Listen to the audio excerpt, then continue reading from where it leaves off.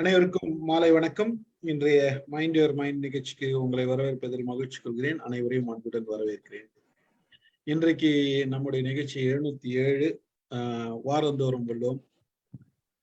இன்றைக்கு ஒரு அருமையான தலைப்பு, செங்கோன்மை. அதிகாரம் 55. 55வது அதிகாரம் நம்ம பேசுறோம் அப்படின்றதுல மிகப்பெரிய மகிழ்ச்சி தான் எனக்கு. இதுல தொடர்ந்து நம்ம திருக்குறள் பேசுறப்ப நடராஜ் சார் தொடர்ந்து வராருன்றதுல அதோட மிகப்பெரிய மகிழ்ச்சி. ஏன்னா திருக்குறள்ல அவர் அவ்வளோ சந்தோஷமா இருக்கிறாரு, வந்து கலந்து கொண்டு நிறைய செய்திகள் சொல்றாரு. அப்பப்போ ஒரு ஜோக்கு அடிப்பாரு சாரு, அதுவும் இருக்கும், மகிழ்ச்சி. செங்கோன்மை, இதுதான் இன்றைய அதிகாரம். அரசன் எப்படி ஆண்டான், செங்கோல். இன்னைக்கு செங்கோன்மை போட்ட உடனே எல்லாருக்கும் இன்றைய நியூஸ் தான் எல்லாருக்கும் கண்ணில் படுது தவிர இதுக்குள்ள இருக்கிற நியூஸ் கண்ணில் படல.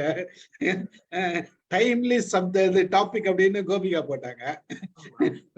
இவரு நம்ம நடராஜ் சார் சொன்னாரு, இந்த நியூஸ் 2 நாளைக்கு முன்னாடியே வந்துச்சு அப்படின்னாரு. அந்த மாதிரி இன்னைக்கு டைம்லி டாபிக்னு நம்ம பார்க்கல, நம்ம போட்டிருக்கோம், அது வந்து நம்ம கூட சேர்ந்துருச்சு. அவ்வளவுதான் விஷயம். இல்ல வேற ட்ராக்ல போற போது கரெக்டான ட்ராக்ல நம்ம கொண்டாந்து விடுறோம். எப்படி வேணாலும் சொல்லிக்கலாம். அது நீங்க வந்திருக்கீங்க இன்னைக்கு, அது இன்னும் சிறப்பு. மகிழ்ச்சி மகிழ்ச்சி.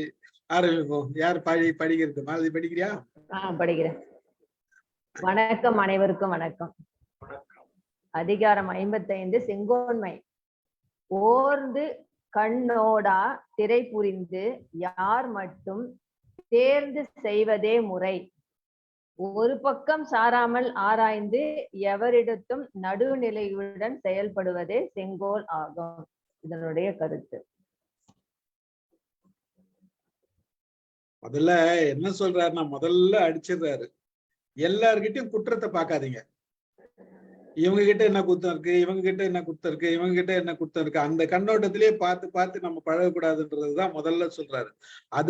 அத செய்யாத உங்களோட நியாயத்தை சொல்லுங்க. இவ்வளவு பெரிய செய்தி, இதுதான் நமக்கு தேவையான தெரிஞ்சுக்க வேண்டிய செய்தி. அதுதான் இன்றைய நிலைமையில நம்ம பார்க்க வேண்டிய விஷயம். ரொம்ப அருமையான செய்தி. வாங்க சார், வினயதீர்த்தன் சார் சொல்லுங்க. இல்ல அவர் கடைசியா வச்சுக்கப்பா. இல்ல எல்லாரும் கலந்து பேச வேண்டியது தானே.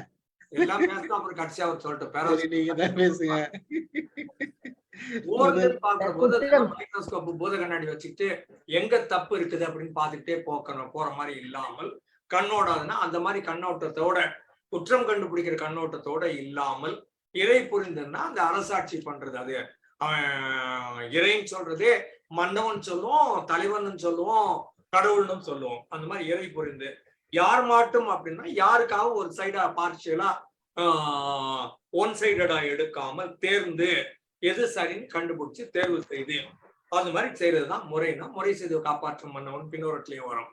அந்த மாதிரி மக்களுக்கு இறை என்று வைக்கப்படும் அப்படிங்கிற மாதிரி இந்த இடத்துல எது முறைன்னு கேட்டீங்கன்னா, ஒரு லென்ஸை வச்சுக்கிட்டு யார் எங்க தப்பு பண்றாங்க அப்படின்னு கண்டுபிடிக்காம ஸ்ட்ரைட்டா நடுவுல நின்று இந்த பக்கமும் அந்த பக்கமும் பார்த்து முடிவு செஞ்சா அது நல்ல ஆட்சி அப்படின்னு சொல்ல வர்றாங்க.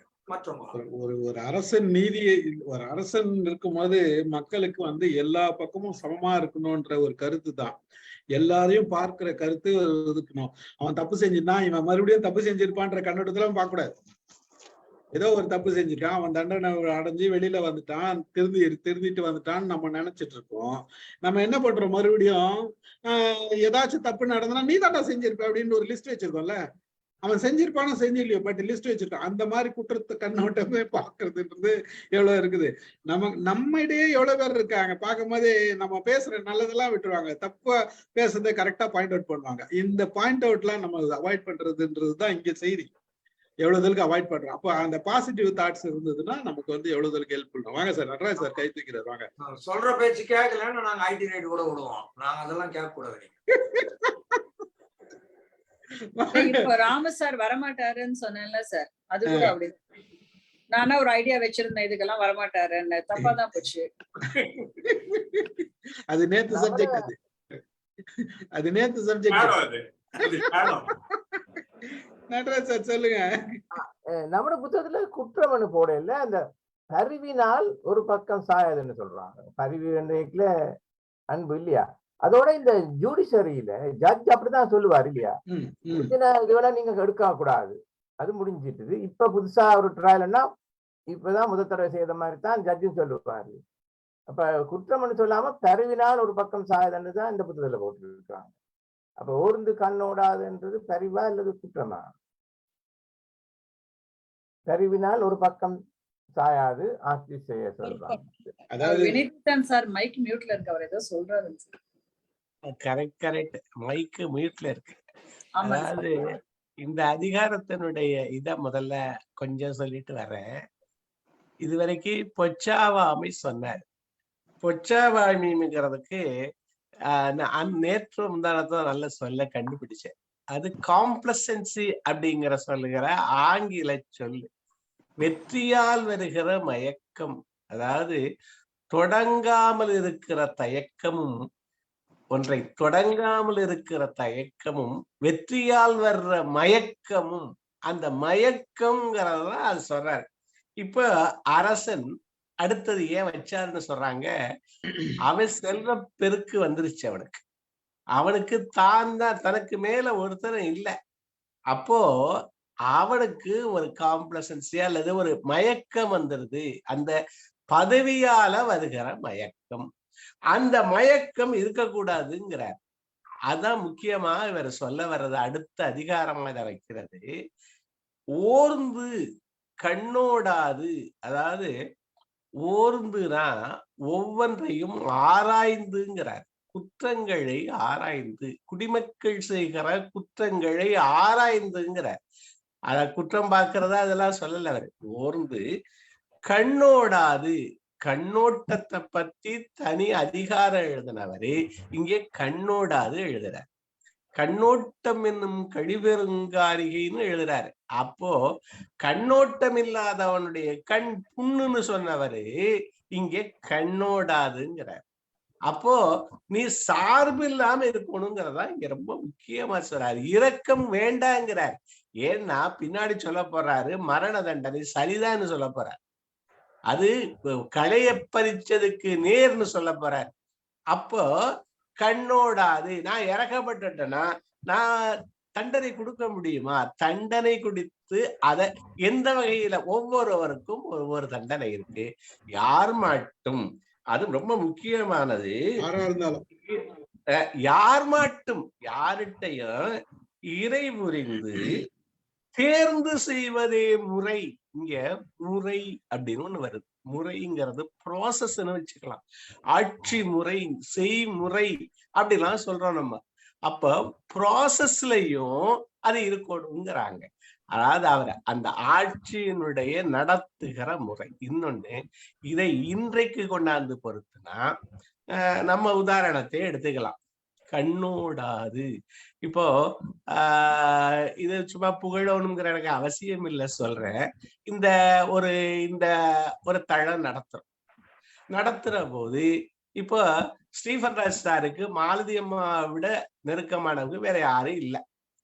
அப்போ என்ன பண்றாரு,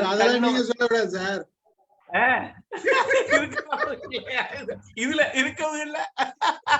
ஒரு மாதிரியா நாம ஓர்ந்து கண்ணோடாது வச்சுக்கோயா. அதாவது என்ன சொல்ல இல்ல, இப்போ இல்ல நான் சொல்ல சொல்லிடுறேன். அப்ப அவங்க இப்ப இந்த தளத்தை நடத்துற போது அவங்கள இப்ப முன்னாடி கூப்பிடுறோம். இப்ப சார்பு இருக்கு நமக்கு, முன்னாடி கூப்பிட்டா இருக்கவங்க எல்லாம் இது அவங்களுக்கு உரிய தவணையில உரிய சந்தர்ப்பத்தை கொடுத்து உரியதான் பண்ணணும். இங்க எல்லாம் ஒவ்வொன்றுக்கும் இது ரொம்ப முக்கியமான குரல். அரசன் இப்படி செய்வாங்கிறது நமக்கு தெரியும். நம்ம என்ன சொல்றோம், ஸ்ட்ரெஸ்னா என்ன, கவலைனா என்ன, அதெல்லாம் என்ன சொல்றோம். எக்ஸ்பெக்டேஷனுக்கும் ஆக்சுவலுக்கும் உள்ள டிஃபரன்ஸ் ஸ்ட்ரெஸ் சொல்றோம், கவலை சொல்றோம், எல்லாம் சொல்றோம். அப்ப குடிமக்களுக்கும் தெரியணும்.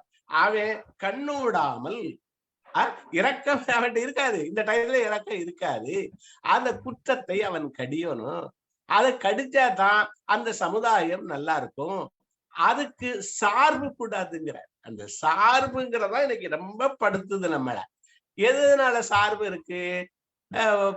இது வரிசையா சொல்லலாம். அதாவது அரசாங்கத்துல மகனுக்கு அல்லது மாப்பிள்ளைக்கு அல்லது குடும்பத்துக்கு, மருமகனுக்கு அல்லது வேண்டியவர்களுக்கு அப்படியெல்லாம் சார்பு இல்லாம அந்த சார்பு தான் இன்னைக்கு கெடுக்குது. தன் சார்பு முக்கிய சார்பு இருக்க சார்புகள்ல தன் சார்பு இருக்கு. அப்போ அந்த சார்பு இல்லாம நீதியை சொல்லு. எவனுக்கு குற்றத்தை கடிதல் தான் சொல்றாரு. குற்றத்தை கடிந்தால்தான் சமுதாயம் சரியா இருக்கும். அதுக்கு நீ என்னென்ன வழியெல்லாம் சொல்றாரு. இறக்க வேண்டாம், ஒருதலையா போக வேண்டாம் அப்படிங்கிறத வரிசையா சொல்லிட்டு வர்றாரு. அதனால என்னென்ன சிறப்புன்னு சொல்றாரு. அந்த அரசாங்கம் எப்படி இருக்கும், இந்த குரூப் எப்படி நடக்கணும், நல்லா நடக்கணும்னா ஒரு சார்புக்கு போயிட்டா இந்த குரூப் நடக்காது. இதே மாதிரிதான் பலரும் அந்தந்த சார்புகள் இல்லாம சரியான முறையில குற்றங்களை ஆராய்ந்து தேர்ந்துன்னு சொல்லி யார் மாட்டும்னு சொல்லி பல விஷயங்களை கொண்டாந்து இதுல முதல்லயே சொல்றேன். நன்றி நன்றி நன்றி. ஆக்சுவலா வந்து இந்த தலைப்பே அதுதான் சொல்லுது. முக்கியமா செங்கோன்மை அப்படின்றது செங்கோல். எதுக்கு செங்கோல் கொடுக்குறதுன்னா வளையாத ஒரு கோல், வளையாத ஒரு கோல்.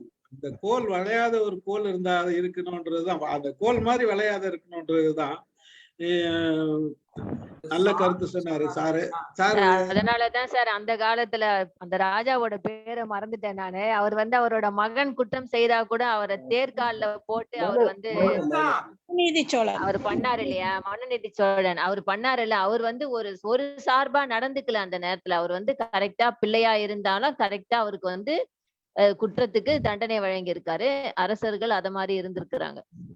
சிலப்பதிகாரத்துல ஒரு வரியில ஆயிருது இல்ல, அந்த இடத்துல நான் क्वेश्चन பண்றேன். பிள்ளைக்குன்னு ஒரு தனி எக்ஸிஸ்டன்ஸ் இருக்குது இல்ல. he doesn't have an existence as father's son, he is on his own. அப்பாவுக்கு பிள்ளை மேல கை வைக்கிறதுக்கு உரிமையே கிடையாது. அது மனுஸ்மிருதி ரொம்ப தப்பு. இது மனு, இந்த மனு வேற. சார் அவர் வந்து அந்த இடத்துல சார் மனுநீதி சோழன் சார் அவர் வந்து அந்த இடத்துல பையன் அப்படின்னு சொல்லிட்டு அவர் வந்து இல்லையா, அவர் பையனா இருந்தாலும் அவனை ஒரு அந்த நாட்டோட ஒரு பிரதிநிதியா அவரு நினைச்சுதான் அவருக்கு அந்த தண்டனையை கொடுத்துருக்காரு. அவன் பிள்ளைய செத்து போச்சுன்னா இவன் பிள்ளைய எப்படி கொல்லலாம்னு கேக்குறேன் நானு. Pulla has got his own existence as a citizen. He has got every right to live the way he wants. Sir Ramu sir, அந்த பையனுக்கு அந்த மாடை கொன்னது வந்து அவரோட பையன் தான் கொண்டுட்டான். அதனால அந்த அவ குற்றவாளி, அதனால கொன்னாரு. இதேதான், இதே குரலுக்கு சரிதான். அதாவது களையாத துன்பம் இக்காரிகைக்கு கட்டி வளையாத செங்கோல் வளைந்தது இது வெண்கோல். இந்த வார்த்தை எனக்கு ரொம்ப பிடிச்சமான வரி. இந்த சொல்லுடைய அமைப்பு இது சிலப்பதிகாரத்துல வர்ற வரி. அவர் சொல்றாரு, களையாத துன்பம். இந்த பெண்ணுக்கு கணவன் இழக்கிற துன்பத்தை விட அப்பா இருந்தா நான் அப்பா மாதிரி இருக்கேன்னு சொல்லலாம், ஒருத்த மாதிரி இருக்கேன்னு சொல்லலாம், அன்னை மாதிரி இருக்கேன்னு சொல்லலாம், கணவர் மாதிரி இருக்கேன்னு சொல்ல முடியாது. அப்ப களையாத துன்பம் இக்காரிகைக்கு காட்டி வளையாத செங்கோல் வளைந்தது இது வெண்கொல். வரிசையா சொல்லிக்கிட்டே வருவார், இது வெண்கொல், இது வெண்கொல்.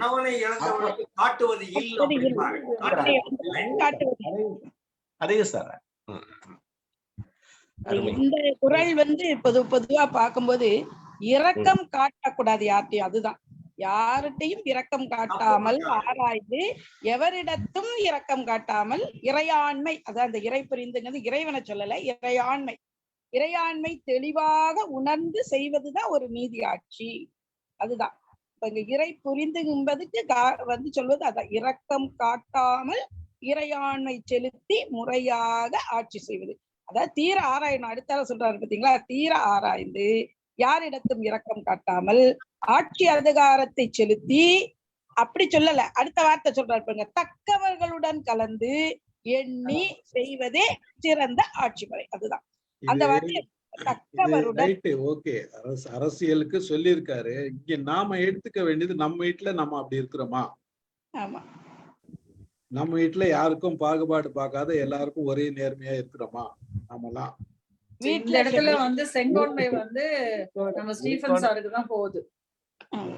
அதனால எல்லாரும் அவரை வச்சே பேசுவோம்.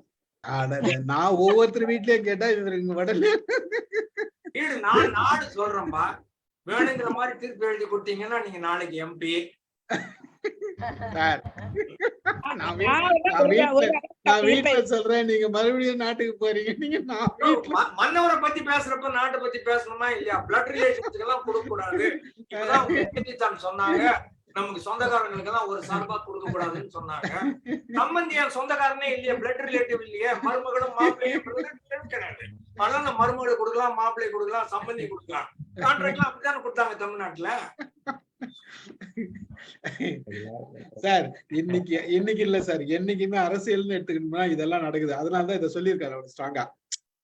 என்னைக்குமே நடக்குது அரசியல்னு எடுத்துக்கிட்டோம்னாவே பார்வை எப்போ உள்ள விஷயம் தான் அது. அது வந்து மறுப்பதற்கிலே அது இருக்கக்கூடாதுங்கிறத நமக்கு அறிவுறுத்துகிறார். இருக்கக்கூடாதுன்றதுதான் நாம இருக்கணும்ன்றதுதான் இங்க ஒருத்தரும் இருக்கணும்ன்றதுதான் மைண்ட் சொல்லுது. அதுல மாற்று கருத்தே இல்லை. இதுல நிறைய வித்தியாசம் இருக்கு. தண்டனை சட்டமே அந்த காலத்துல ஒரு முறையில இருந்திருக்கு. அத பேசினா விரியும். தண்டனை சட்டமே, ஆனா இவர் அந்த தண்டனையே சொல்லவே இல்லை, தேர்ந்துன்னு சொல்லிட்டார். அவன் தண்டனை சட்டம் ஒரு வர்ணத்துக்கு ஒன்றாக இருந்து அதை சொன்னா நண்பர் ரொம்ப தூரம் உள்ள போயிடுவாரு. அதனால அதை ரொம்ப கட்டுப்படுத்தி சொல்றேன். அப்படித்தான் தண்டனை சட்டம் இருந்திருக்கு. நூலோர் சொல்றாரு, தேர்ந்து சொல்றாரு, கலந்து சொல்றாரு. அப்படிலாம் நம்ம சேர்ந்து சொல்றோம். அவர் அதையெல்லாம் கலந்த இதெல்லாம் அவர் சொல்லல. ஒருத்தனை கூட்டி அவனை கேளு பின்னாடி வருது ஒரு இடத்துல. இருந்தாலும் அந்த தேர்ந்து நீ உன்னால அந்த இடத்துல சரியா ஆராய்ந்து தேர்ந்து பல வார்த்தைகள் வருது இந்த குறள்ல. கண்ணோட்டம் இல்லாம நடுநிலைமை தவறாம அந்த அரசாட்சியை செஞ்சா அரசாட்சி ரொம்ப நாளைக்கு நீடிக்க, அவ்வளவுதான். அது மக்களுக்கு அது தெரிஞ்சிருந்தா இந்த மன்னவன் போட மாட்டான். அப்படியே தெரிஞ்சிருந்தா அவன்கிட்ட போய் இல்ல வேண்டாத கோரிக்கைக்கு நிக்க மாட்டாங்க. இப்ப காமராஜ் அவர்கள் இந்த மாதிரி எல்லாம் ஈல்டு பண்ண மாட்டாரு அப்படின்னு எல்லாரும் சொல்றான். அப்போ அவர்கிட்ட போய் இந்த கோரிக்கையோட எவ்வளவு நிக்க மாட்டான், அந்த ஆளு ஒத்துக்க மாட்டாரப்பா, அவர் என்னமோ சட்டம் தான் போடுவாரு அப்படின்னு நம்மளும் அவர்கிட்ட போகிறதுக்கு அஞ்சுறான். அப்ப தேர்ந்து ஓர்ந்து கண்ணோடாது அந்த வார்த்தைகள்லாம் முறை, அதான் எனக்கு ரொம்ப வார்த்தை. அந்த முறை செய்யும் முறைதான்ங்கிறது செயல்முறைங்கிறது தான் ஆட்சி முறை. அது ஒரு ப்ராசஸ். அந்த ப்ராசஸ்ல எங்கேயும் அந்த தப்பு வந்துடக்கூடாதுங்கிறது மாதிரி மிகச்சிறப்பா நீங்க சொன்னது 100% உண்மை. யாராச்சும் ஒருத்தர் நேர்மையா இருக்கிறவங்கன்னா, இவங்க நேர்மையா இருக்கிறவங்க தெரிஞ்சிட்டாவே தப்பு செய்யறவன்னு தூண்டுறவங்க கூட அங்க போக மாட்டான். அவர்கிட்ட போன அதுப்பா அவரு பேசுவாரு, இதுக்கு சரிப்பட்டு வரமாட்டாரு. கரெக்டான வார்த்தை சொன்னீங்க. இதுக்கு சரிப்பட்டு வர மாட்டான். அதாவது டோட்டலா நல்லவன எதுக்கும் சரிப்பட்டு வர மாட்டான்னு சொல்றதுதான் நம்ம உலகம். நல்ல பாயிண்ட் கொடுத்தீங்க நீங்க. ஆக்சுவலா அடுத்த குரல் படிச்சுக்கலாம். வான் நோக்கி வாழும் உலகெல்லாம் மன்னவன் கோல் நோக்கி வாழும் குடி. உலகம் வான்மழையை நோக்கியே வாழும், அது போல குடிமக்கள் ஆட்சியை நோக்கியே வாழ்வர். ரொம்ப கிளியரான அருமையான ஓமை. மழை இல்லாம உலகம் இல்ல, மன்னவனுடைய இந்த முறையான ஆட்சி இல்லாமல் அந்த நாடு இல்லைங்கிறதா. அந்த காலத்துல நீதித்துறையை அரசரே வச்சிருந்திருக்கிறாரு. அதனால அவரு தான் போட்டது சட்டம் அப்படிலாம் இல்லாம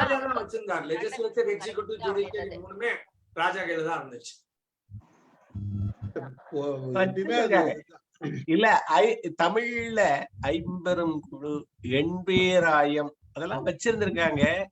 இப்ப இருக்கிறது மாதிரி பொதுக்குழு முடிவு செய்யும் அப்படின்னு சொல்றது இல்ல. அதாவது கடைசியில இவன் தான் முடிவு. எல்லாரும் பொதுக்குழுவில வைக்கணும், இந்த குழுவில வைக்கணும், அந்த குழு எந்த கட்சியும் சொல்லுதார அது சொல்றதப்படிதான் செய்யறோம்னு சொல்லிட்டு கடைசியில இவர் என்ன நினைச்சாரோ அதான்.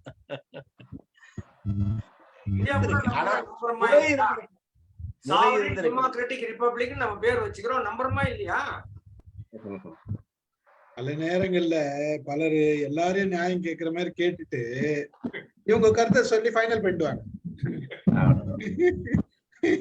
நிறைய பேர் இருக்காங்க அந்த மாதிரி. நீங்க சொல்றதெல்லாம் கரெக்ட், நீங்க சொல்றதெல்லாம் கரெக்ட், நீங்க சொல்றதெல்லாம் கரெக்ட், எல்லாம் சரின்னு சொல்லிட்டு இவர் சொல்றத சொல்லி நான் சொல்றது கரெக்ட் தானே, கரெக்ட் தானே, நாம மட்டும் எல்லாரும் தலையாட்ட போச்சு கதை. அந்த கிரிக்கெட் குழுல ஒரு தலைவர் இருந்தாரு, யாருடா செலக்ட் பண்றீங்கன்னா அவர் புள்ள பேரை முதல்ல சொன்னாரு, 10 பேரை எஸ் நானு சொல்லிதானே ஆகணும். நடராஜ் சார் வாங்க, லண்டன்ல அந்த மாதிரி இருக்கா?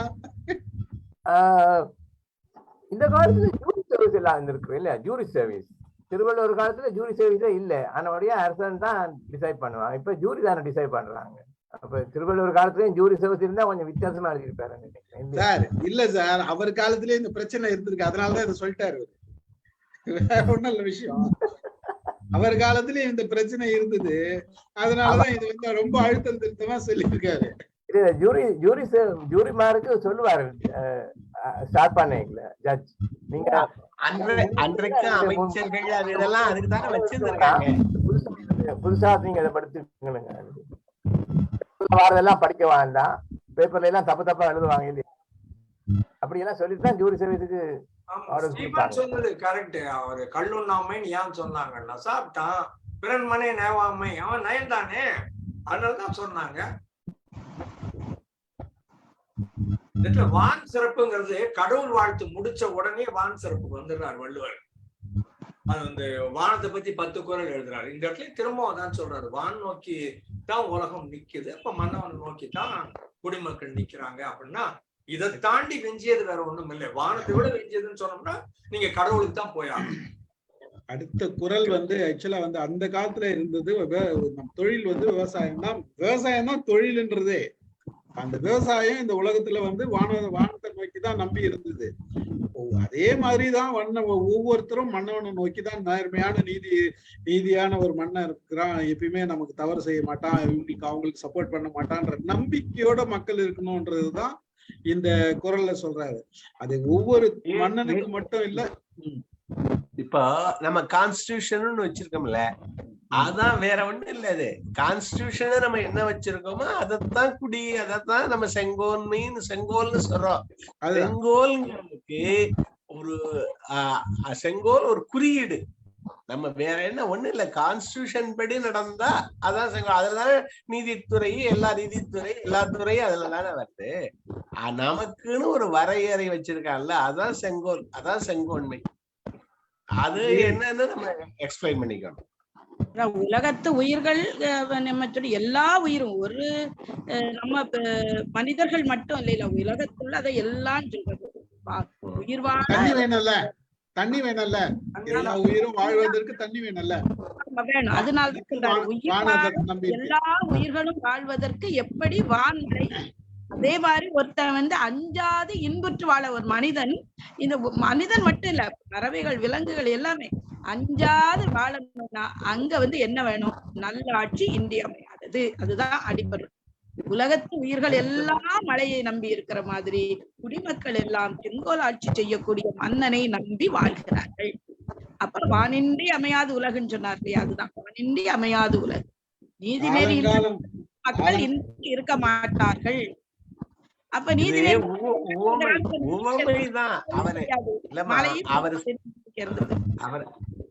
அவர் சொல்றது ஊமைய, அதுக்கு மேல ஒரு ஊமை கிடையாது. அவரு உடம்போட உயிரிடை என்ன அப்படின்னு சொல்றது மாதிரி உடம்புக்கும் உயிருக்கும் உள்ள தொடர்பு, எனக்கும் அவனுக்கு உள்ள தொடர்புன்னு சொல்லிட்டாருன்னா இதை விட சிறந்த ஒரு ஊமை இருக்க முடியுமா? அதேதான் வான் மழை இல்லாட்டி இல்லைங்கிறதுதான் ரொம்ப ரொம்ப கிளியர். சொல்லுவாங்க பட்ஜெட்ல பிரமாதமான பட்ஜெட், பிரமாதமா ஃபைனான்ஸ் மினிஸ்டர் போட்டாருமாங்க. மழை பெய்யலன்னு வச்சுக்கோங்களேன், அந்த வருஷம் 19% 20% மழை கம்மின்னா மொத்தம் பட்ஜெட்டும் தேவல்கோ பணத்தை எடுத்து இங்க போட்டே ஆக வேண்டி வந்துடும். அந்த ஃபைனான்ஸ் மினிஸ்டர் எக்ஸ்பர்ட்டா இல்லையாங்கிறது இல்ல, பட்ஜெட் பிரமாதமா இல்லையாங்கிறது இல்ல, மழை பெஞ்சிச்சா இல்லையா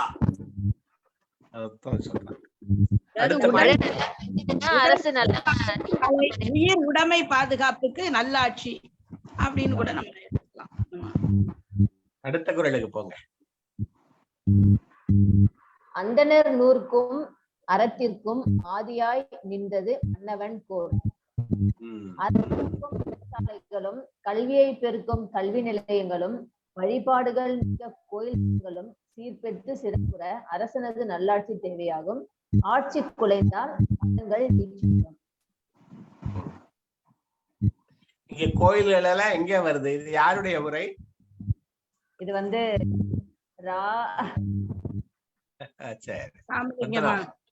ராமலிங்கமா. இப்போ இதுல 2 கருத்து, முக்கியமான கருத்து. அந்தனர் நூற்கும் அப்படிங்கிறது ஒன்று, அறத்திற்கும் 2வது. நிறைய பேர் அந்தனர் நூற்கும் அறம் அப்படின்னு கொண்டு போயின்னு சொல்றாங்க. இங்க முதல்ல அந்தனர் என்போர் அறவோர்னு சொல்லிட்டாங்க. அதனால அதாவது அந்தனர்ங்கிறது இந்த பார்ப்பனரோ அல்லது ஒரு குலத்தையோ நம்ம எடுத்துக்கணுங்கிற அவசியம் இல்லை. அந்தனர் அந்தனர்ங்கிறது அறவோர், அறவோருடைய நூல்கள், அறநூல்கள் அது சொல்லிட்டாரு. 2வது அறத்திற்கும் சொல்றாரு. அதாவது இந்த தர்மம்னு ஒண்ணு சொன்னாங்கன்னா அல்லது கடமைன்னு ஒண்ணு சொன்னாங்கன்னா அதற்கும் ஆதியாய் நின்றது மன்னவன் போல். மன்னவனுடைய அரசாட்சி சிறந்த அரசாட்சியாக இல்லாட்டி அங்கே அறமும் சரியா வராது. இந்த அறவோர்களும் இருக்க அவங்களிடம் ஒழுங்கா அவங்க நூல்களை சொல்ல முடியாது, அவன் அறமும் உரைக்க முடியாது. அங்க சண்டை, ஓயாத சண்டையா இருந்தா இவன் பிரீச் பண்ணிக்கிட்டா இருக்க முடியும். அவன் உயிரை காப்பாத்திக்க ஓடிக்கிட்டு இருக்கான். பல நாடுகள்ல இதுதான் நடக்குது. அங்க கல்வியும் கிடையாது, அறமும் கிடையாது. அறமில்லாத ஆட்சி அப்படிங்கறதுதான். அது எல்லாத்துலயும் நம்ம பொருத்தி பார்க்கலாம். இங்கையெல்லாம் அறம் இல்லையோ அங்கெல்லாம் வாழ்க்கை சரியா இருக்காது. அதுக்குதான் முதல் குறள் சொல்லிட்டேன். 2வது குறள் அது 2க்கு அந்த அந்தனர் நூற்கும் அறம் நூற்கும் தனி, அறத்திற்கும் தனி, ஆதியாய் நின்றது எல்லாத்துக்கும். அதாவது அந்தணர்னு நீ ஐயா சொன்ன மாதிரிதான். அந்தணர் என்பவர் அறவோர்னு சொன்னார் பார்த்தீங்களா? அந்த அந்தணர் என்பவர் அறவோர் அந்த செந்தன்மை உடையவர்கள் இயற்றக்கூடிய நூல்கள் அல்லது அவர்கள் படித்து தெரிந்து கொண்ட நூல்கள்,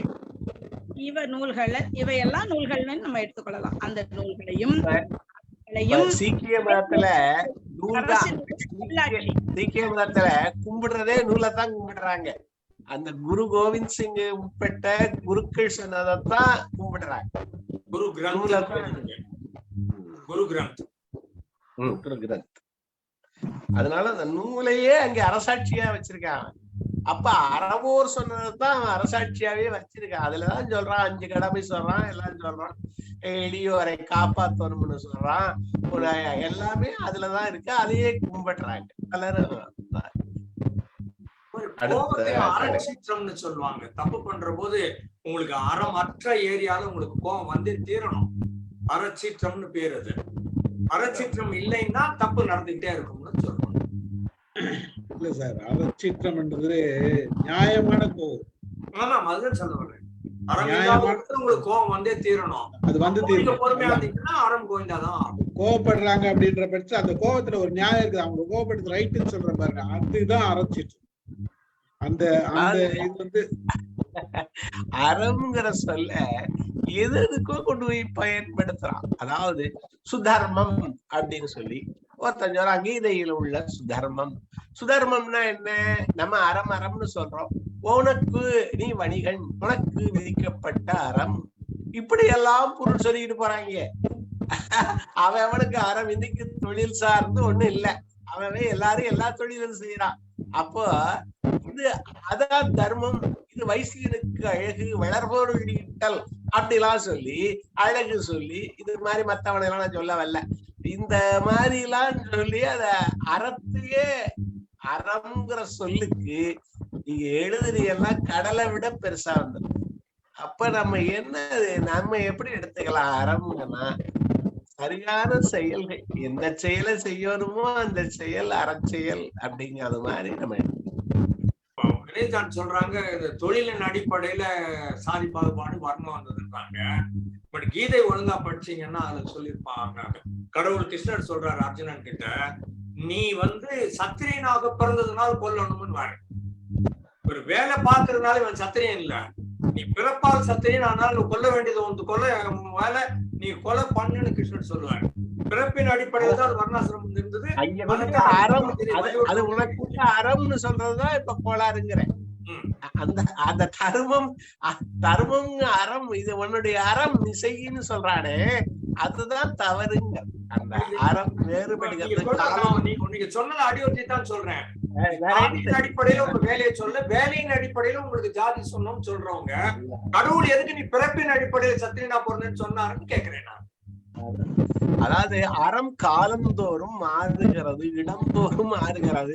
அதனால அறம்ங்கிற சொல்லு ரொம்ப பெரிய சொல்லுன்னு சொல்றேன். அதே அவனுக்கு தகுந்தபடி கூட வளர்ச்சுக்கிறான்னு சொல்றேன். இப்ப மனுநீதி சோழனை பத்தி சொன்னீங்க, அதுல ஒவ்வொருத்தரும் அறம் சொல்றாங்க. என்ன சொல்றான்? ஒரு அமைச்சனு, இவன் அரசன், இவனுக்கு தனி நீதி, அதனால நீ செஞ்சது சரிதாங்கிறான், அவனை நீ இவனு தண்டிக்க வேண்டாங்கிறான். ஒவ்வொருத்தரும் ஒரு அறம் சொல்றான். அதுக்கப்புறம் மனுநீதிகள் வள்ளலார் எழுதுறாரு, ஒரு குலத்துக்கு ஒரு நீதி கூடாதுன்னு அதுல வருது. அந்த வரிதான் முக்கியமான. நம்ம இந்த இது அடிக்கடி இந்த வரிய பேசுறோம். அவன் சொல்றான், அந்த சோழ மன்னர்ல ஒரு அரசன் அவன் சொல்றான், இது ஒரு குலத்துக்கு ஒரு நீதி இல்லை, இது எல்லாருக்கும் பொருந்தோணும். அதான் கண்ணோடாது ஓர்ந்து தேர்ந்து செயல்ங்கிறது அதிகாரம், செங்கோன்மை. எல்லாரும் அந்தனர் குறித்தாகிய வேதத்திற்கும் அப்படி எல்லாம் உரை எழுதுறாங்க. ஆனா அதுல அங்க ஒண்ணு இல்ல, அந்தனர் நூலுக்குன்னு சொல்லிட்டாரு. அந்த நூலுக்கு அது அறவோர் சொன்ன எந்த நூலா இருந்தாலும் வச்சுக்கலாம். இன்னைக்கு கான்ஸ்டிடியூஷன் அம்பேத்கர் சொன்ன அறநூல்னே இதை வச்சுக்கலாம். அதாவது யாரு சொன்ன. அடுத்ததுக்கு போலாமா? அடுத்தது போயிடலாம். படிங்க மேடம். படிக்கிறீங்களா? நான் படிக்கிறேன். குடிதழி கோலோச்சும் மாநில மன்னன் அடிதழி நிற்கும் உலகு. குடிகளை அன்போடு அணைத்துக் கொண்டு செங்கோல் செலுத்துகின்ற அரசனுடைய அடியை பொருந்தி உலகம் நிலை பெறும் அப்படின்னு போட்டிருக்குது. குடிதழி கோல் வச்சோம்னா குடிமக்களுக்காக அவரு செங்கோல் நடத்துகிற, ஆட்சியை செய்கின்ற மாநில மன்னன் அடிதழி நிற்கும் உலகன்னா அவனே அவனுக்கு மதிப்பு கொடுத்து இருக்கும்னு அர்த்தம். அப்படின்னா காலில் விழுந்து கும்பிடுறோம்னு அர்த்தம் அல்ல. அடிதழி நிற்கும் உலகம் அவனை போற்றும் அப்படின்னு அர்த்தம். இப்ப அடினா வழி. இப்ப காலு என்ன பண்ணுது? ஒரு வழியில நடக்குது. அவன் பின்னே அந்த உலகம் நடக்கும், அந்த மாநிலம் நடக்கும்ங்கிறது கற்றுக்கலாம். அடிதழி அப்படிங்கன்னா அடிய தழுவுறது இல்ல. அதை என்ன பண்றதெல்லாம் வராது, அதெல்லாம் இல்ல. அத எடுத்து தலையில தம்பிச்சுக்கிறதெல்லாம் இல்ல. அடிதழி நிற்கும். குடிதழி அப்படிங்கிறதுக்கு, தழி அப்படிங்கிறதுக்கு அணைத்தல்ங்கிறாங்க, அரவணைத்தல்ங்கிறாங்க. அன்பும் அக்கறையும் அரவணைப்பும் வேணும்னு இப்ப நிறைய பேசுறோம். அதுக்கு இன்சொல் சொல்லுதலும் தளர்ந்த இடத்தில் கை கொடுத்தலும் அப்படின்னு பரிமேலழகர் உரை எழுதினார். அதாவது அணைத்தல் அப்படிங்கிறதுக்கு நல்ல சொல்ல சொல்லி தளர்வு வந்த போது அவனுக்கு ஒரு ஆதரவு கொடுத்தல், இது ரெண்டையும் அணைத்தல்ங்கிறதுக்கு பொருள் சொல்றாங்க.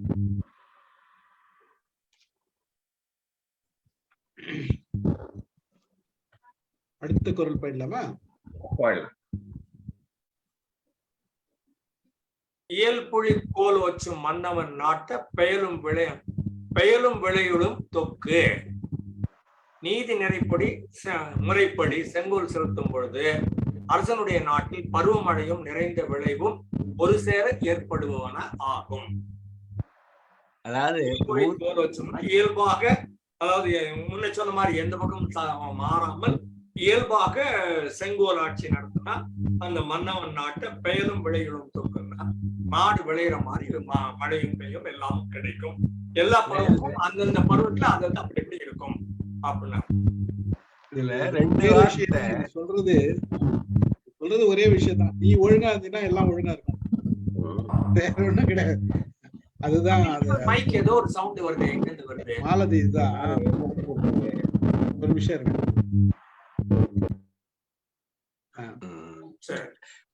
பெயலும் விளைவும், அதாவது ஒண்ணு மழை பெய்யறது, ரெண்டாவது விளைச்சல், ரெண்டும் ஒருங்கினார். மழை பெஞ்சதுனால விளைச்சல் வந்துடாது. சில சமயங்கள்ல பூச்சி அடிச்சிருது, இது பண்ணிடுது, காவல் இல்லாம போயிடுது. அதனால மழையும் பெய்யணும், விளைவும் நல்லா இருக்கணுங்கிறது மாதிரி ஒருங்குங்கிறார். ரெண்டு விஷயமும் நடக்கணுங்கிறார். மழை அதாவது காஸ் அண்ட் எஃபெக்ட்ஸ் வரும், ரெண்டு இருக்கணும். காசு இருக்கு சமயத்துல எஃபெக்ட் சரியா வராம போயிடும். ரெண்டும் ஒன்னா செல்லணுங்கிறது ரொம்ப பெரிய ஒரு வார்த்தை. பெயலும் விளைவும் அந்த ஒருங்கு தொக்கு அந்த இதை கூட படிச்சு கம்ப்யூட்டர்ல. அதாவது இயல்புலி அப்படின்னாரு. இயல்புலிங்கிற வார்த்தையும் ரொம்ப அருமை. இயல்புலி அப்படிங்கிறது இயல்பா செய்யணும் அப்படி சொல்றோம். இன்னைக்கு நம்ம இயல்புப்படி ஒவ்வொன்றுக்கும் ஒரு இயல்பு இருக்கு. அந்த இயல்பு அரசாட்சிக்கு ஒரு இயல்பு இருக்கு. அந்த இயல்புப்படி நீ நட. அந்த இயல்பு என்ன முன்னாடி சொல்லிட்டாரு, கண்ணோடாது ஓர்ந்து தேர்ந்து செய்யணும்னு சொல்லிட்டாரு. அந்த இயல்படி செய்தால் அந்த இது காஸ் அண்ட் எஃபெக்ட் அங்கே அதுதான் காரணமும் அதுதான் விளைவும் அப்படிங்கறது மாதிரி ரொம்ப நுணுக்கமான பொருள். தொக்குன்னு சொல்ற போது அது தொகையல் சொல்லுவாங்க. எல்லாத்தையும் ஒன்னா போட்டு மசிச்சிட்டீங்கன்னா எது எங்க இருக்குதுன்னு தெரியாது, ஆனா டேஸ்ட் மட்டும் தெரியும். அது வந்து தொக்குன்னு சொல்லுவாங்க. அதுபோல இந்த இடத்துல தொக்கு பெயலும் விளையலும் தொக்குன்னா அது ஆட்டோமேட்டிக்கா நேச்சர்ல உள்ளுக்குள்ள இருக்கு. அது பெய்யவும் பெய்யும், விளையவும் விளையும். நீங்க வெளியில பார்க்க வேண்டிய தேவையில்லை. இயல்பாவே எல்லாம் நல்லா நடந்திருக்குதுன்னு அர்த்தம். உள்ளுக்குள்ள அன்மொழி தொகைன்னு சொல்லுவாங்க, வினை தொகைன்னு சொல்லுவாங்க. உள்ளுக்குள்ள இருக்கு. தொக்குனா ஒப்பதுன்னு சொல்றேன்.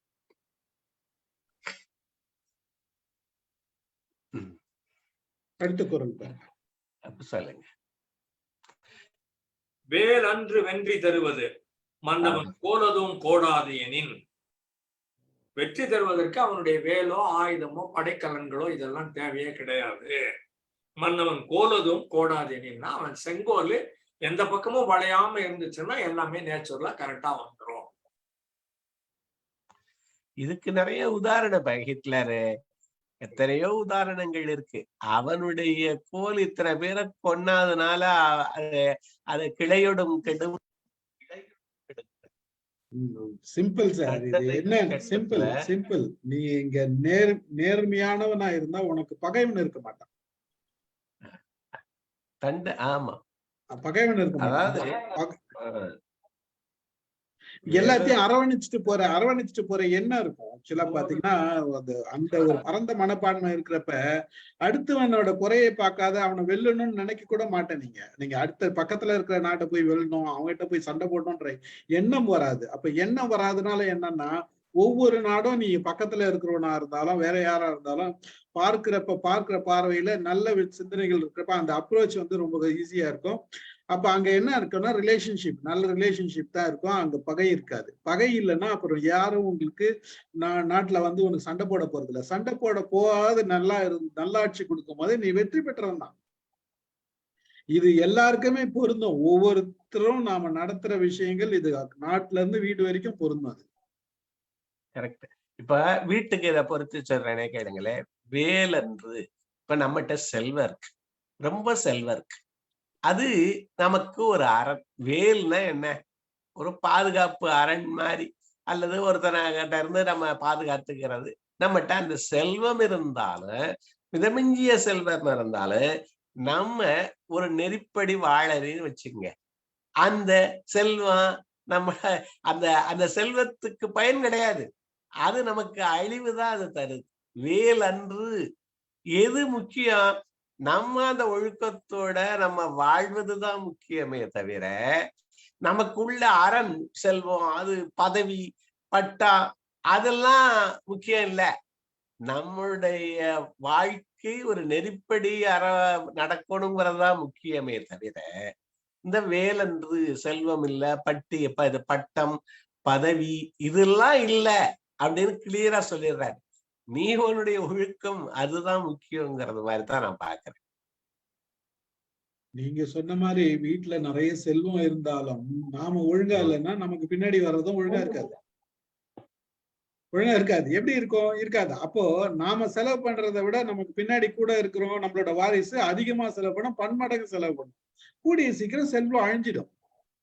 இதுதான் இதுதான் நீ செல்வத்தை செல்வம்னு நினைக்காதேன்னு சொல்றாங்க. அதாவது நீ ஒழுங்கா வாழ்றதுதான் செல்வமே தவிர உனக்கு மத்ததெல்லாம் கையில இருக்க வேலு பெருசு இல்லைடாங்கிறது.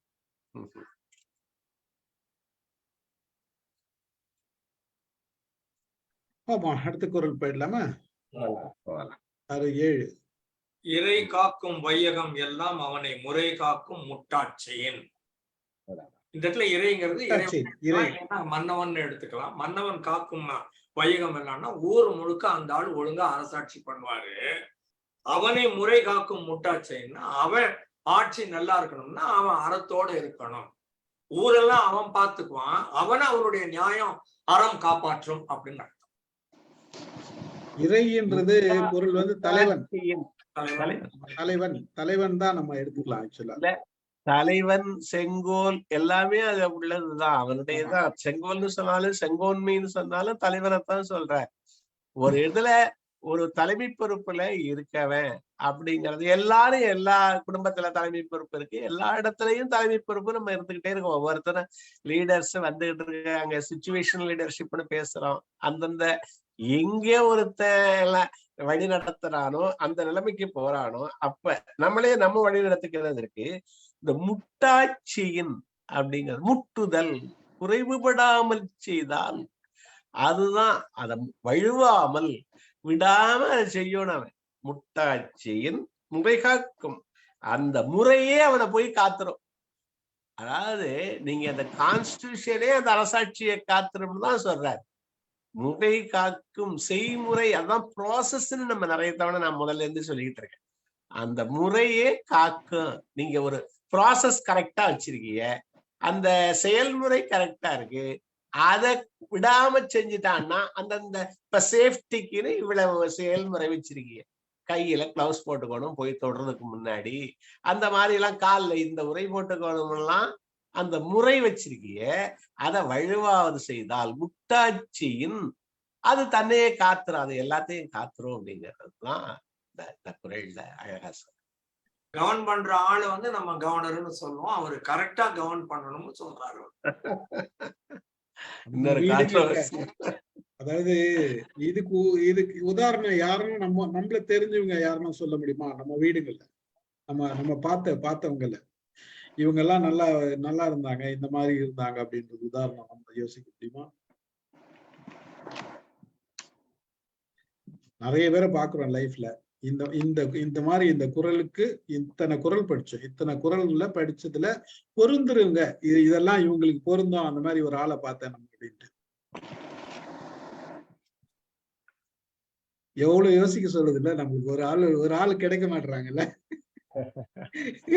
ஒரு ஆள் கிடைக்க மாட்டாங்கல்ல, டக்குன்னு இவங்களை சொல்ல முடியல நம்மளால.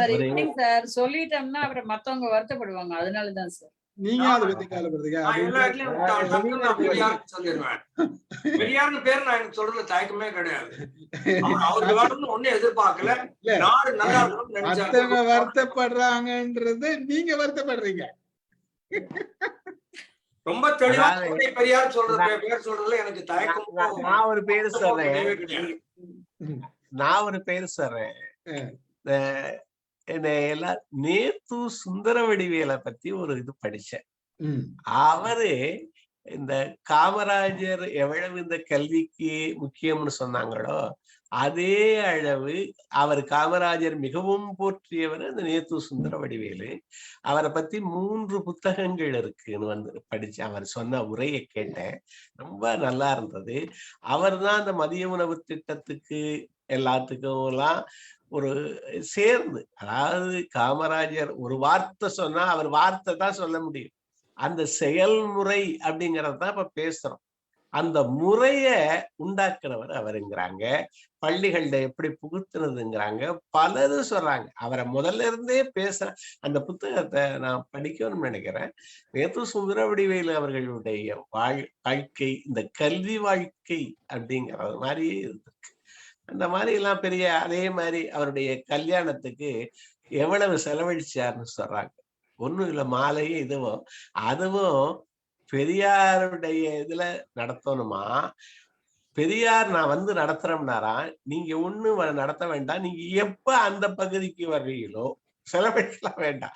அந்த அன்னைக்கு அது திருமணம், காதல் திருமணம் சொல்றாங்க, அன்றைக்கு மாலை மாத்திக்கிறானாங்க அப்படின்னு 4 பேரோடையும் 2 மாலையோடையும் பெரியார் முன்னிலையில இது நடந்ததா எழுதுறாங்க.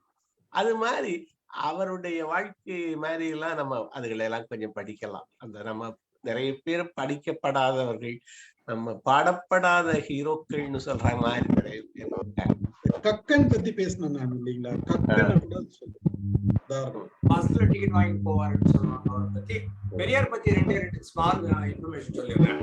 அவருக்கு எங்கேயாவது பொட்டு வச்சீங்கன்னா அடிக்கவே மாட்டாரு. அந்த இடத்த விட்டு போற வரைக்கும் அந்த பொட்டு அப்படியே இருக்கும். அவருடைய கொள்கை வேற, உங்களுக்கு தனி மனிதனுக்கான மரியாதை அப்படின்னு சொல்லுவாரு.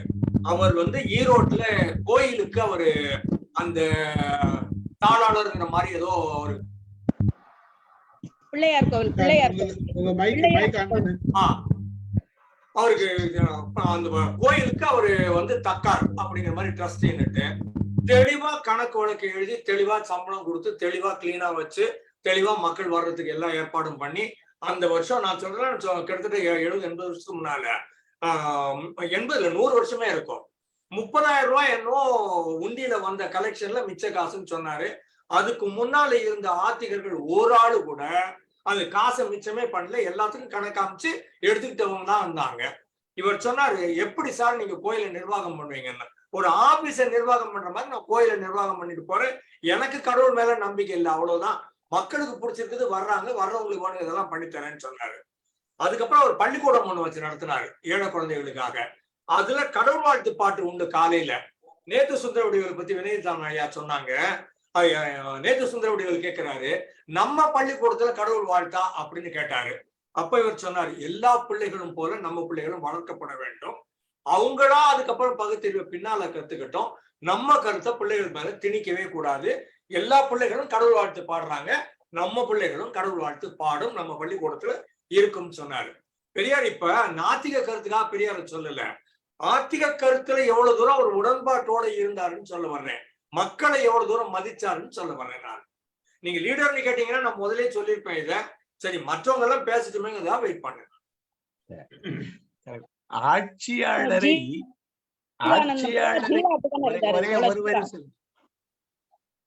யாரு சொல்லுங்க, ஜீவாவா?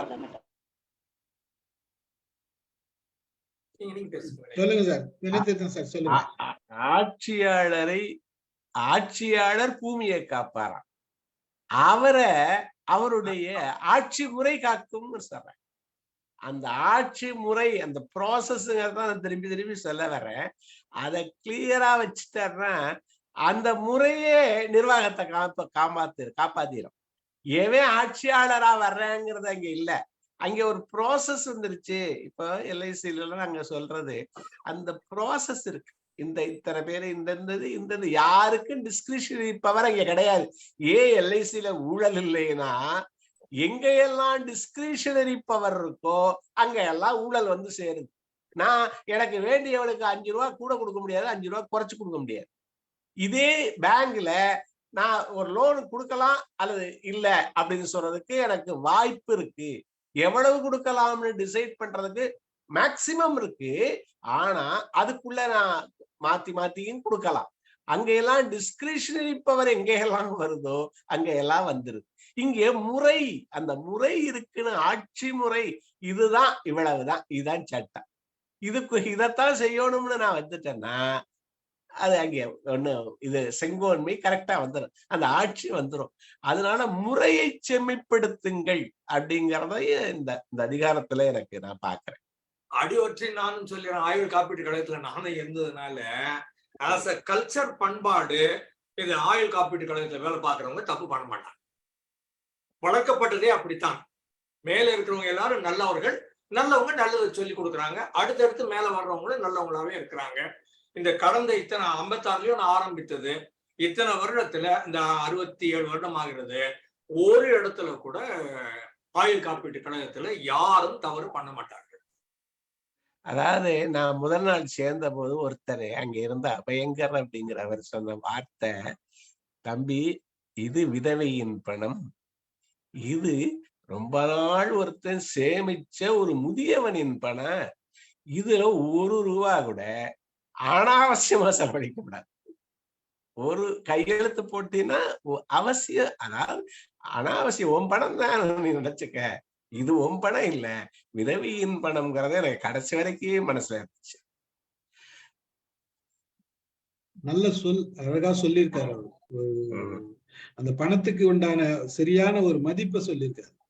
அதாவது இந்த காசு வந்து எங்கிருந்து வருது, எவ்வளவு கஷ்டப்பட்டவங்களோட வருது, இது வந்து ஒரு விதவைக்கு போக வேண்டிய பணம்ன்றது வந்து எவ்வளவு தொழுக்கு ஆழமா சிந்திக்க வைக்குதுன்றது. எல்ஐசி எல்லாம் விட்டுருவோம், பட் அந்த கருத்து வந்து எவ்வளவு தொழுக்கு ஆழமா சிந்திக்க வைக்குது அப்படின்றதுதான்.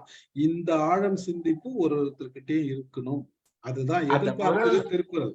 முதல் நாளே ஒருத்தர் சொல்றாருன்னா ஒரு இளைய நெஞ்சில என்னத்த சொல்றாரு அந்த மாதிரி. அதாவது உங்களுக்கு விதை போட்டாரு, ஃபர்ஸ்ட் டே உங்களுக்கு விதை போட்டாரு, இது வளரும் அப்படின்ட்டு. அது இன்னைக்கு வந்து வளர்ந்து நிக்குதுங்க.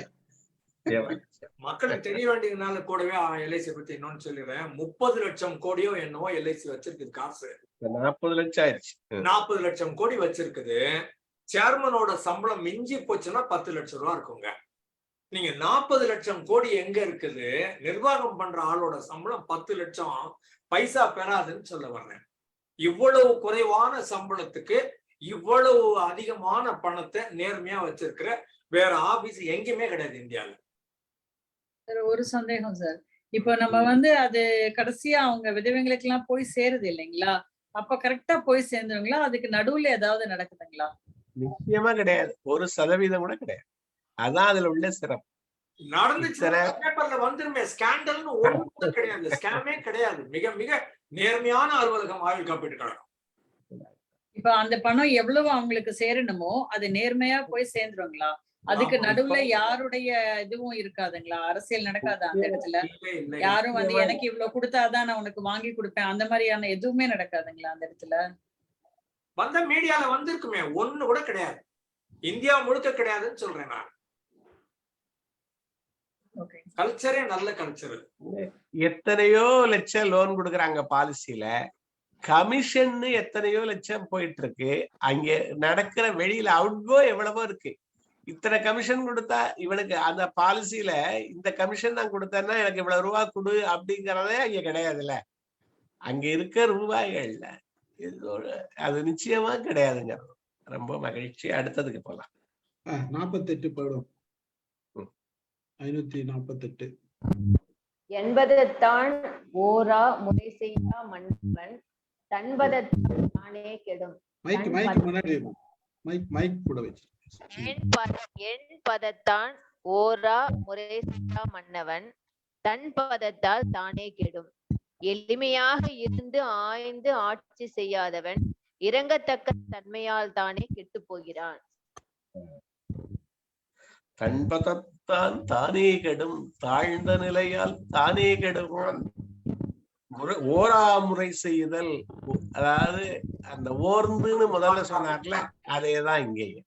அந்த ஓரா முறை என்பதத்தான்ங்கிறதுக்கு எல்லா வழிகளிலும் எளிமையாக, ஒரு பெரிய ஆடம்பரம்லாம் இல்லைன்னுலாம் சொல்றாங்க. என்பதத்தான் 8 பதம்னு மாத்திரம் இல்ல, 8 வகைன்னு மாத்திரம் இல்ல, ஒரு எளிமையான ஆடம்பரம் இல்லாத ஒரு வழியில அரசு என்ன சொல்லுவாங்க, நீதி வழங்குற போது அந்த நீதி வழங்குறதையும் காமிக்கணும்னு சொல்லுவாங்க. அதாவது நீதி செய்யப்பட்டுள்ளதுங்கிறதையும் இங்க சொல்லணும். ரொம்ப பெரிய ஆடம்பரத்துல செஞ்சான்னா அவன் அங்க நீதி செய்யப்பட்டுள்ளதுன்னு தெரியாது. என்பதத்தான் ரொம்ப யோசிக்கிறாங்க. தன்பதத்தான் தாழ்ந்து அவனே கெடுவான், வேற ஒருத்தரும் கிடக்க வேண்டாம், கிளையொடும் கெடுவார். His own performance will bring his office down.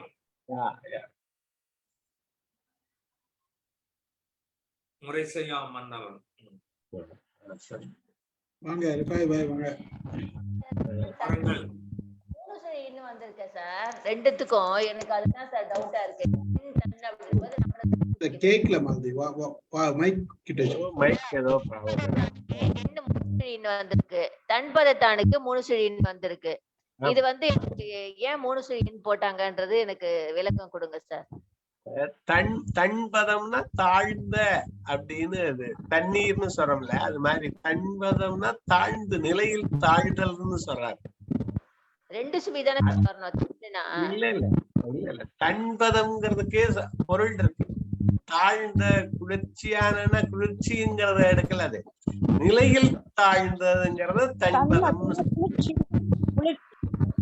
என்னம்மா மைக்க இது பண்ணுங்க, தன்பதம் அப்படிதான். இல்லைங்க சார், மாலதி சொல்றது வந்து தன் வந்து தன்னோடங்க வருது இல்லையா, தன் அந்த மீனிங்ல இல்ல அது இல்ல இல்ல, மாலதி தாழ்ந்த நிலையால் தானே கெடுவான். தன்பதம்ங்கிறது தாழ்ந்த நிலை. அவன் தாழ்ந்துட்டான், அந்த இதுல இருந்து முறை செய்திலிருந்து தாழ்ந்துட்டான். குளிர்ச்சி மேடம், குளிர்ச்சி பொருந்திய குளிர்ச்சியை இங்க கொண்டாடக்கூடாது, தாழ்தல்ங்கிறத கொண்டாடணும். நாம் அப்ப என்பதற்கு மீனிங் சார் ஏ போட்டு 3 சுழி என்ன போட்டிருக்காங்க இல்ல, என்னன்னு போட்டிருக்காங்கல்ல. பல பல எண்பதம் 8 எங்க, அது எண்பதத்தான் ஓராம் முறை செய்யின். எண்பதம்ங்கிறதுல எல்லாரையும் இப்போ நூல்களை எடுத்துக்கலாம்ங்கிறாங்க, அறிஞர்களை எடுத்துக்கலாம்ங்கிறாங்க, இவனுடைய சொந்த அனுபவத்தை எடுத்துக்கலாம்ங்கிறாங்க. எல்லாத்தையும் அந்த ஓர்ந்துன்னு சொல்றாருல, அது தெரிந்து எளிய முறையில், அதாவது எல்லாத்தையும் எடுத்துக்கிட்டு கணக்கிடல் எடுத்துக்கிட்டு நீங்க முடிவு பண்ணுங்கன்னு சொல்றோம்ல, அதுக்குதான் எண்பதத்தான்கிற அந்த சொல்லு. அப்படி செய்யாட்டி நீ தாழ்வுற்றால், அந்த தாழ்வுற்றால்னா இது, நீதி செய்யாமல் தாழ்வுற்றால் அந்த தாழ்வுற்ற தன்மையே உன்னை கெடுத்துரும். அதான் தன்பதம்ங்கிறது. தானே கெடும் முறை செய்யாமல் சொல்லுவாங்க. 49 குடி. இதுக்கு சாலமன் பாப்பே அவரே நல்லா இருக்கு. நீதி தேடி வருபவர்க்கு எளிய காட்சியனாய் நீதி தேடுவார் சொல்வதை பல வகை நூலாரோடும் ஆராய்ந்து நீதி வழங்காத ஆட்சியாளன் பாவமும் பலியும் தானே அழிவான். அவனுக்கே இந்த பழி பாவம் எல்லாம் வந்து சேர்ந்துரும் அப்படிங்கிறான்.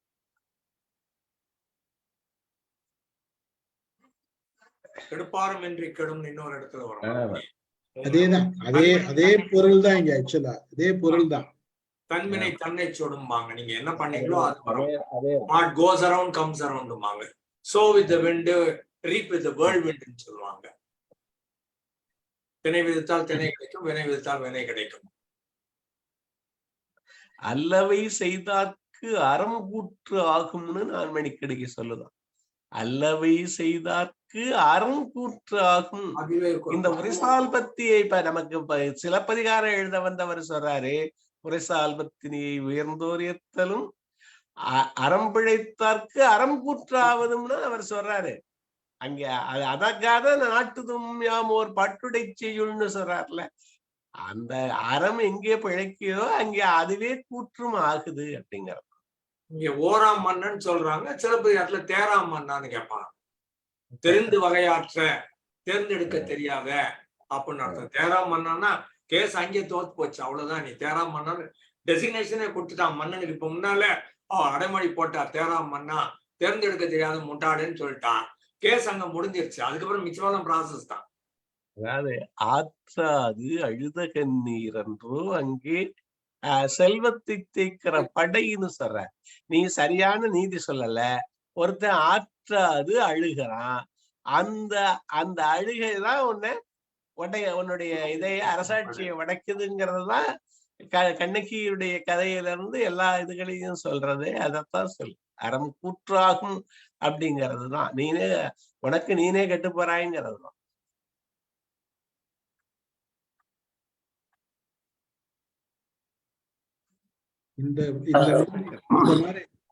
இந்த மாதிரி எத்தனை பேருக்கு நடந்திருக்கு? ராமு சார், அந்த பாடல் வரிகளை கொஞ்சம் பாடுங்க. தேரா மண்ணா செப்புடையோன்னு அது மறந்தாப்புல இருக்கு. ஒரு 2 நிமிஷம் எடுத்து பாடுங்கன்னு.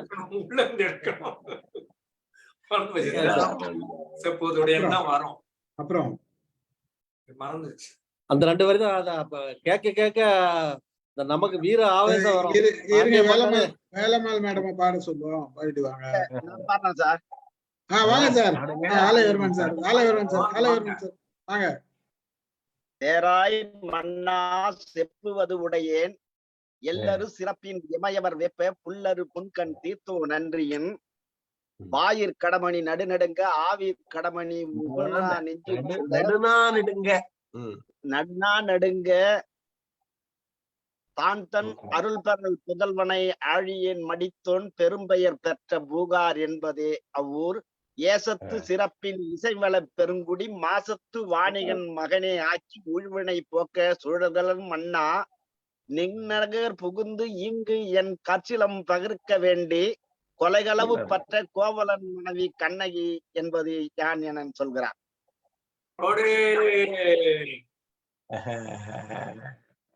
அருமை சார்.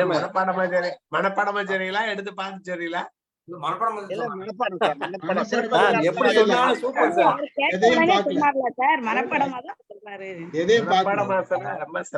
இல்ல பார்த்து சொல்லி இருந்தாலும் அந்த தடுமாற்றம் வந்திருக்காது, நடுவுல தடுமாற்றம் வந்தது இல்ல, கொஞ்சம் அது வந்திருக்காது.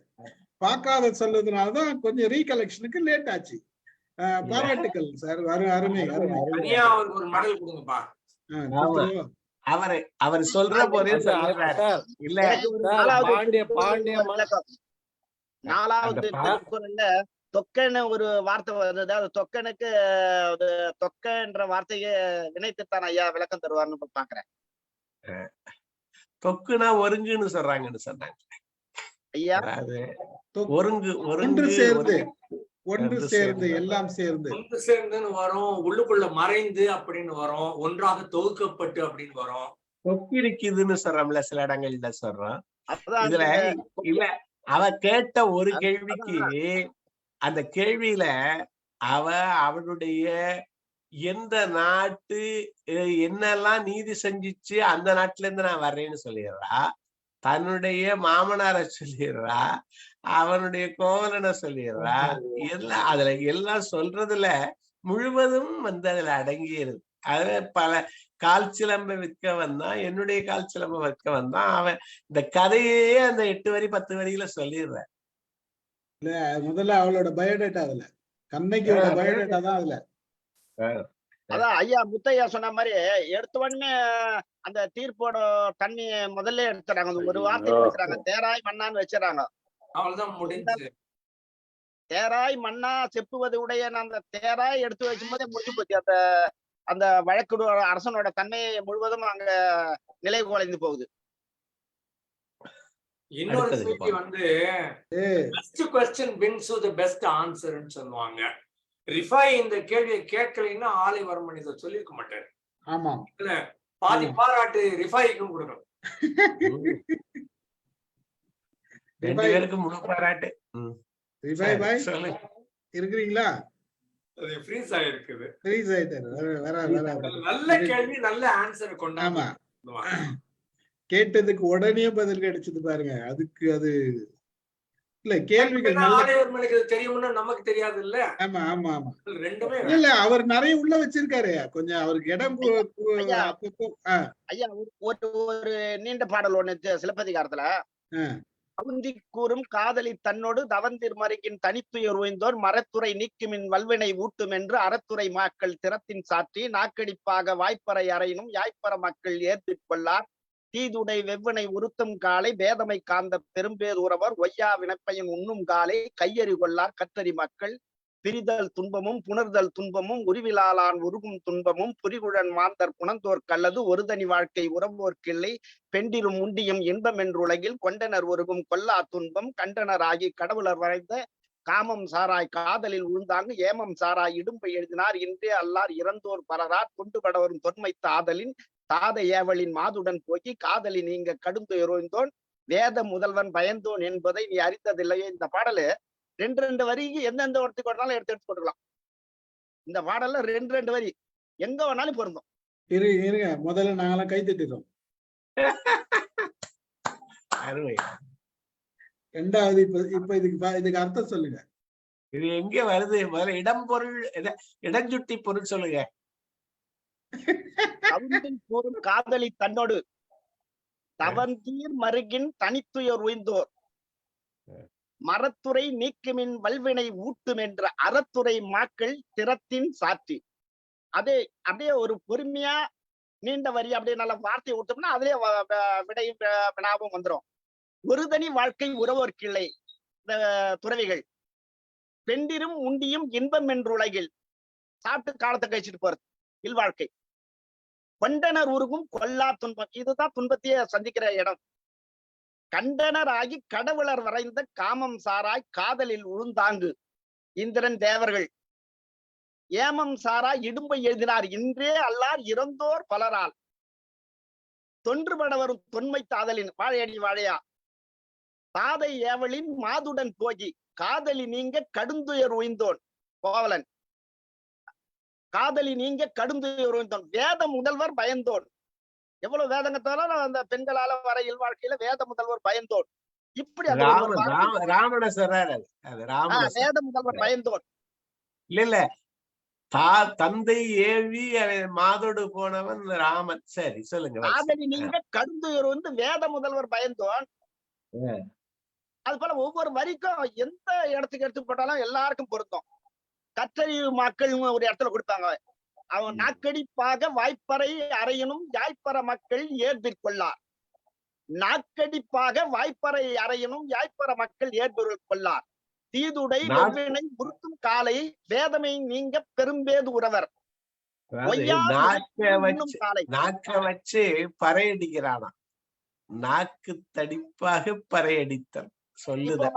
வேத முதல்வர் பயந்தோம் என்ற இந்த வார்த்தை துறைக்கு வந்தது, காதலருக்கு வந்து இல்வாழ்க்கைக்கு வந்தது, அரசருக்கு வந்தது, எல்லாத்துக்கும் அந்த ரெண்டு வரிய அந்த சிலப்பதிகாரம் நீண்ட பாடல் இந்த ஒரு பாடல் தான். இந்த பாடல் எல்லாத்துக்கும் புரிஞ்சிடும். இது எந்த இடத்துல வருது? எந்த இடத்துல வருது இது? இது கடைசியா இவங்க வந்து கண்ணைகளா இறந்து முடிஞ்சிட்ட பிறகு வருது. அதோட கதையோட முழு தொகுப்பே இதான். Okay okay okay okay okay. அருமை. பாராட்டுக்கள் பாராட்டுக்கள் பாராட்டுக்கள். அருமை. தொல்காப்பியம் படிச்சிருக்கீங்களா? தொல்காப்பியம் கொஞ்சம் கொஞ்சம் படிப்பாயா, அந்த அளவுக்கு கிடையாது. சரி சரி. தொல்காப்பியம் வந்து ரொம்ப அழுத்தமான விஷயங்க ஐயா. அந்த ஒரு மாத்திரை, அந்த வார்த்தை, அந்த ஒரு பதங்கள்லாம் அறிவது ரொம்ப கடினம். இதெல்லாம் பிழை வந்தா பிரச்சனை கிடையாது. தொல்காப்பியத்துல பிழை வரக்கூடாது இல்ல. சரிங்க சரிங்க. அது தமிழோட மூலக்கருவையா, அதனால வந்து எப்ப எடுத்தாலும் அது ஒரு தன்னறியாத ஒரு அச்சம் வரும் அதுல. அது ஏன்னா அது மூலக்கருவு. அதுதான் தொல்காப்பி தமிழ் பிறக்கின்ற கருவறை. அது பார்ப்போம் பார்ப்போம் பார்ப்போம். மகிழ்ச்சி மகிழ்ச்சி. அருமை அருமை அருமை. அடுத்த குரல் போயிடலாமா? எத்தனாவது? 49 படிக்கலையா?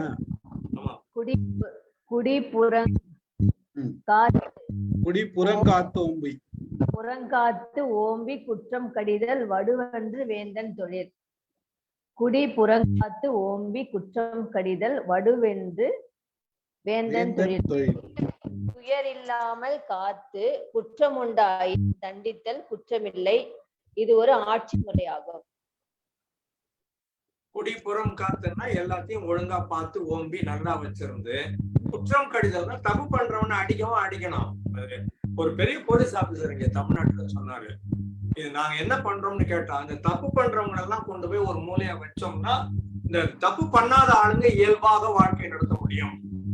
அவங்க கூடவே இதே சமுதாயத்துல வச்சிருந்தோம்னா இவங்களால இயல்பா வாழ்க்கையை நடத்த முடியாது. தப்பு பண்றவங்க எல்லாம் நாங்க அப்புறப்படுத்திட்டோம்னா மக்கள் இயல்பான வாழ்க்கை வாழ்றதுக்கு நாங்க ஹெல்ப் பண்ணிட்டு இருக்கோம். அதுதான் போலீஸோட வேலை அப்படின்னு சொல்றாரு.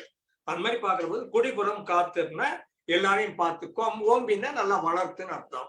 குற்றம் கடிதல்னா தப்பு பண்ணவன போட்டு அடிக்கணும், ஜெயில வைக்கணும், அவனுக்கு தண்டனை கொடுக்கணும், அவன் செய்தது தவறுன்னு தெரியணும். வடு அன்று அது தப்பு கிடையாது, அதுதான் அவனுடைய வேலையே. ராஜாவோட ப்ரொஃபஷன் என்னன்னு கேட்டீங்கன்னா, என்ன தப்பு பண்ணாங்களோ அந்த ஆளை கண்டுபிடிச்சு அதை கொண்டு போய் அவனு தப்பு பண்ணவனை தண்டிப்பது வந்து தவறு அல்ல. இந்த பக்கம் குடியையும் காப்பாற்ற வேண்டியது நம்முடைய கடமையாக இருக்குது. ரெண்டும் சேர்த்து தான் பண்ணணும். Problem solving is process of life. Achieving goal is also process of life. நான் கோல் அச்சீவ் பண்ண ப்ராப்ளத்தை சால்வே பண்ண மாட்டேன்னு சொல்றது இல்ல ப்ராப்ளம் மட்டும்தான் சால்வ் பண்ண கோல் அச்சீவே பண்ண மாட்டேன்னு சொல்றதும் இல்ல. ரெண்டும் சைமல்டேனியஸா போகும்னு சொல்ற போது குடிப்புறம் காக்குறது ஒரு பக்கம் நடந்துகிட்டே இருக்கணும், தப்பு பண்றவனை தண்டிக்கிறது அதுவும் நடந்துகிட்டே இருக்கணும் அப்படின்னு சொல்றது. வடுவன்று தொழில்ங்கிற இது அவனுடைய கடமை. வடுனா பழி அந்த மாதிரி எல்லாம் சொல்றோம். அது அவனுக்கு பழி இல்ல. இப்போ காதலிலும் போரிலும் விதிகள் வேறானவைன்னு சொல்லுவாங்க. காதலிலும் போரிலும் விதிகள் வேறானவை. இங்க எச்சிலு பாலோடு தேன் கலந்ததா மாறுது. அதே மாதிரி அங்க கொல்லுறது அறம். ஒருத்தர் அடுத்தவனை போய் வெளிநாட்டுல அதாவது போரும் போது கொல்லுகிறது அது அறம். அது போர்ல ஒருத்தரை கொல்றது அறம் இல்லை அப்படிங்கிறது. இங்க வடுவன்று அது வடு இல்ல, அது பழி இல்ல, அது தொழில். அது அவனுடைய கடமை. நீ இப்படி பண்ணிட்டியே, தூக்குல போட்டியே, அடுத்த பாடு அதான் வரப்போகுது. முக்கியமான பாடல் 550, பலரும் பேசக்கூடிய பாடல், பலமுறை எடுத்தாண்ட பாடல். அதை பத்தி மறுபடியும் சொல்லுவோம் குரட்பால. இங்கே அது வடுவன்று தொழில்ங்கிற அவன் குற்றத்தை அங்க கடிதல், அங்க குற்றம் கடிதல் முன்னாடியே படிச்சிருக்கோம், ஒரு அதிகாரமே படிச்சிருக்கோம் என்னன்னு. இங்க ஒருத்தல்ல பல வகை இருக்கு. சட்டங்கள், அன்றைக்கு சட்டங்களை தண்டனை சட்டமே வேறாகவும் ஒரு காலத்துல இருந்திருக்கு. மறுபடியும் பேசினா கான்ட்ரோவர்சியல் ஆயிரும். பொன்னியின் செல்வன்ல இந்த ஆதித்த கரிகாலனுடைய கொலையாளிகளை உடையார்குடி கல்வெட்டியது யாருன்னு கண்டுபிடிச்சிடறான். கண்டுபிடிச்சதுக்கு அப்புறம் ராஜராஜ சோழன் அவர்களுக்கு தண்டனை கொடுக்கிறான். அந்த தண்டனை அன்றைக்கு இருந்த சட்டப்படி அவர்களை நாடு கடத்துறான். நாடு கடத்துற போது அன்னைக்கு யார் யாரெல்லாம் சொந்தம்னு சொன்னோம்ல, இங்க சொன்ன முதல்ல பேசினாரு நம்ம ஸ்டீவன் சார் கூட சொன்னாரு, யார் யார் சொந்தம், அதாவது சம்பந்தி எப்படி சொந்தமாகிறது எல்லாம் கேட்டீங்க. அதுல யார் யாரையெல்லாம் நாடு கடத்தினான்னு வருது. பெண் கொடுத்தோர், பெண் எடுத்தோர், பங்காளி, அவ்வளவு பேரையும் ஒரு பெரிய கூட்டமாக நாடு கடத்ததாக அந்த உடையார்குடி கல்வெட்டு சொல்லுது. அப்போ தண்டனை ஒருத்தல், அப்போ ஒருத்தல் ஒவ்வொருத்தருக்கும் ஒருத்த மாதிரி இருந்து தப்புன்னு நம்ம இப்ப பேசுறோம், அது இருந்திருக்கு. இப்பவும் ஒருத்தல் அந்த தண்டனை, மரண தண்டனை கொடுக்கலாமா கொடுக்க கூடாதா, அடுத்த குறள் வரப்போகுது. அப்போ ஒவ்வொரு இடத்துலயும் தண்டனை, அவர் மரண தண்டனை சொல்றாரா சொல்லலையாங்கிறத அடுத்தவர்கள பேசுவோம். அப்போ அந்த தண்டனை அப்படிங்கறதுதான் இங்க முக்கியமான விஷயம். அது அவனுக்கு தொழில், அது அவனுக்கு வடு இல்ல, பழி இல்லை. இதுல இன்னொரு விஷயம் என்ன கவனிக்கணும்னா, குடிகளை பிறர் வருத்தாமல் ரொம்ப வருத்தப்பட வைக்கவும் கூடாது. குடிமக்களையும் வருத்தப்பட வைக்க கூடாது. தண்டனை கொடுக்கறதுனால மன்னனை பற்றியும் வருந்த மாதிரி செய்யக்கூடாது. அந்த இது இருக்கீங்க ஆக்சுவலா அதையும் சொல்றாரு. தானும் அது அவனோட தொழில் அப்படின்னா அவனும் தொழில். நீ பண்ணலன்னா உண்மையில வருத்தம் வர மக்களுக்கு. இது எதுக்காக முக்கியமா எடுத்துக்கணும்னா, இப்ப நம்ம பெரும்பாலும் இவங்க கோச்சுக்குவாங்களோ அவங்க கோச்சுக்குவாங்களோன்னு ஒண்ணு சொல்றேன் பாத்தீங்களா, அது இருக்கக்கூடாது. நேர்மையா சில விஷயங்கள் நடக்கணும்னா அது அவங்க கோச்சுக்குவாங்கலாம் பார்த்தோம்னா வேலைக்கு ஆகாது. சில விஷயங்கள் நேர்மையான விஷயங்களை கேட்கணும்னா கேட்டாகும். அததான் சொல்றாரு. யாரா இருந்தாலும் அதை கேட்டுக்கணும். அப்போ அந்த மற்றவர்கள் வருத்தப்படுறதுன்றதுக்கு அவரை நீங்க செய்யலன்றதுக்காக மத்தவங்க உங்க மேல வருத்தப்படுவாங்க. அது இருக்கு. அந்த மாதிரி வந்துடக்கூடாது அப்படின்றதுதான் இந்த இடத்துல சொல்லுது செயல் பாடல். பார்ப்போம். அதுக்குள்ள வினயதன் சார் இப்ப வினயதன் சார் சொன்ன மாதிரிங்க சார், அவர் சொன்னார்ல, அந்த குற்றம் செஞ்சவன் கூட அவனுடைய சுற்றத்தார் எல்லாத்தையும் வெளியே அனுப்புறாங்க. அப்போ அந்த சுற்றத்தாருக்கும் அந்த பொறுப்பு இருக்கு. ஒரு நம்ம குடும்பத்துல இருக்கிறவங்க நம்ம சுற்றத்தார்ல யாரும் தவறு செஞ்சிடக்கூடாது அப்படின்னு அவங்களுக்குள்ளேயே ஒரு கண்காணிப்பும் கண்டிப்பா இருக்கும். அது ஒரு பிளஸ் பாயிண்டா பாக்குறேன் நான். ஒரு சிம்பிள் ஒரு விஷயம். நமக்கு ஒருத்தர் ரொம்ப தொல்லையா கொடுத்துருக்கிறாருன்னு வச்சுங்களேன், அவரை நம்ம முதல்ல அவரை சட்டை பண்ணாது விட்டுறோம். அவருக்கு ஃப்ரெண்டா இருப்பார் ஒருத்தர், அவரை போய் நம்ம சட்டை பண்ணுவோமா? போய் பார்ப்போமா? பார்க்க மாட்டோம். இவர் எப்படி இருந்தாரோ அவரை மாதிரி இருப்பாருன்ற ஒரு கணிப்பு நமக்குள்ள இருக்கும். அப்போ அந்த வாசனை இவர் கூட கொஞ்ச நாச்சும் இருக்கும்ன்றதுக்காக அவரையே நம்ம ஒதுக்கிடுறோம்ல. அந்த மாதிரி செஞ்சாதான் உங்களை சுற்றி இருக்கிற விஷயங்களை நீங்க களை எடுத்துடுறீங்கன்றது, தேவையில்லாத கலையை வச்சிருக்கிறீங்க. நான் சொல்ற பாயிண்ட் வந்து அப்படி சொல்லுங்க சார். நான் சொல்றது வந்து சுத்தி இருக்கிறவங்களுக்கும் ஒரு பொறுப்பு இருக்கும். இப்போ எவனா ஒரு சின்ன தப்பு பண்ணா கூட டே அந்த மாதிரி பண்ணாத, உன்னால நாங்க எல்லாரும் சேர்ந்து வெளியே போக வேண்டியதுன்னு அவங்க ஒரு கண்ட்ரோல்ல வச்சிருப்பாங்க. அது சொல்லணும். சுத்தி இருக்கு, நீங்க சொல்றது வந்து கரெக்ட். அவங்க கண்ட்ரோல்ல வச்சிருந்தாதான் சுத்தி ஒவ்வொருத்தரோட தன்மை. இப்ப நீங்க வீட்டுல 4 பேர் இருக்குன்னா 4 பேர்ல வந்து யாருன்னா வந்து தப்புனாலும் 3 பேர் நீங்க அட்வைஸ் பண்ண, நீங்க சொல்ற மாதிரி இல்ல. நம்ம சொல்றோம்ல சார், இப்ப எவனாவது ஒருத்தன் தப்பு பண்ணா உன்னால குடும்ப மானமே போச்சுன்னு இப்ப சொல்லிட்டு இருக்காங்க. அந்த காலத்துல மானம் மட்டும் இல்ல, குடும்பத்தோட சேர்ந்து வெளியேற்றி இருக்காங்க. இப்ப சார் சொல்றதை வச்சு பார்க்கும் போதுதான் அது புரியுது. அப்ப அந்த இதுல இருந்துதான் இந்த குடும்ப மானங்கிறதே ஒண்ணு வந்திருக்கும். இல்ல அது ஒரு பக்கம். அதுல கூட குடும்பமானம்ன்றது அது எந்த அளவுக்கு உண்மைன்றது எடுத்துக்கிறவங்களை பொறுத்து இருக்குது இல்லையா? அதுவும் இருக்குது. இப்ப வந்து குடும்பமானம்னு சொல்லிட்டு ஒண்ணுமே இல்லாததுக்கெல்லாம் மக்களை வெறுத்துறது ஒண்ணு இருக்குது. நான் அதை சப்போர்ட் பண்ணலைங்க சார், நான் சொல்றேன் அப்படிதான் வந்திருக்கும். இவரு இப்ப வினய் தேத்தான் சார் சொன்னதை வச்சு சொல்றேன் நான். நடராஜ் சார் வாங்க, என்ன சொல்ல வர்றாங்க?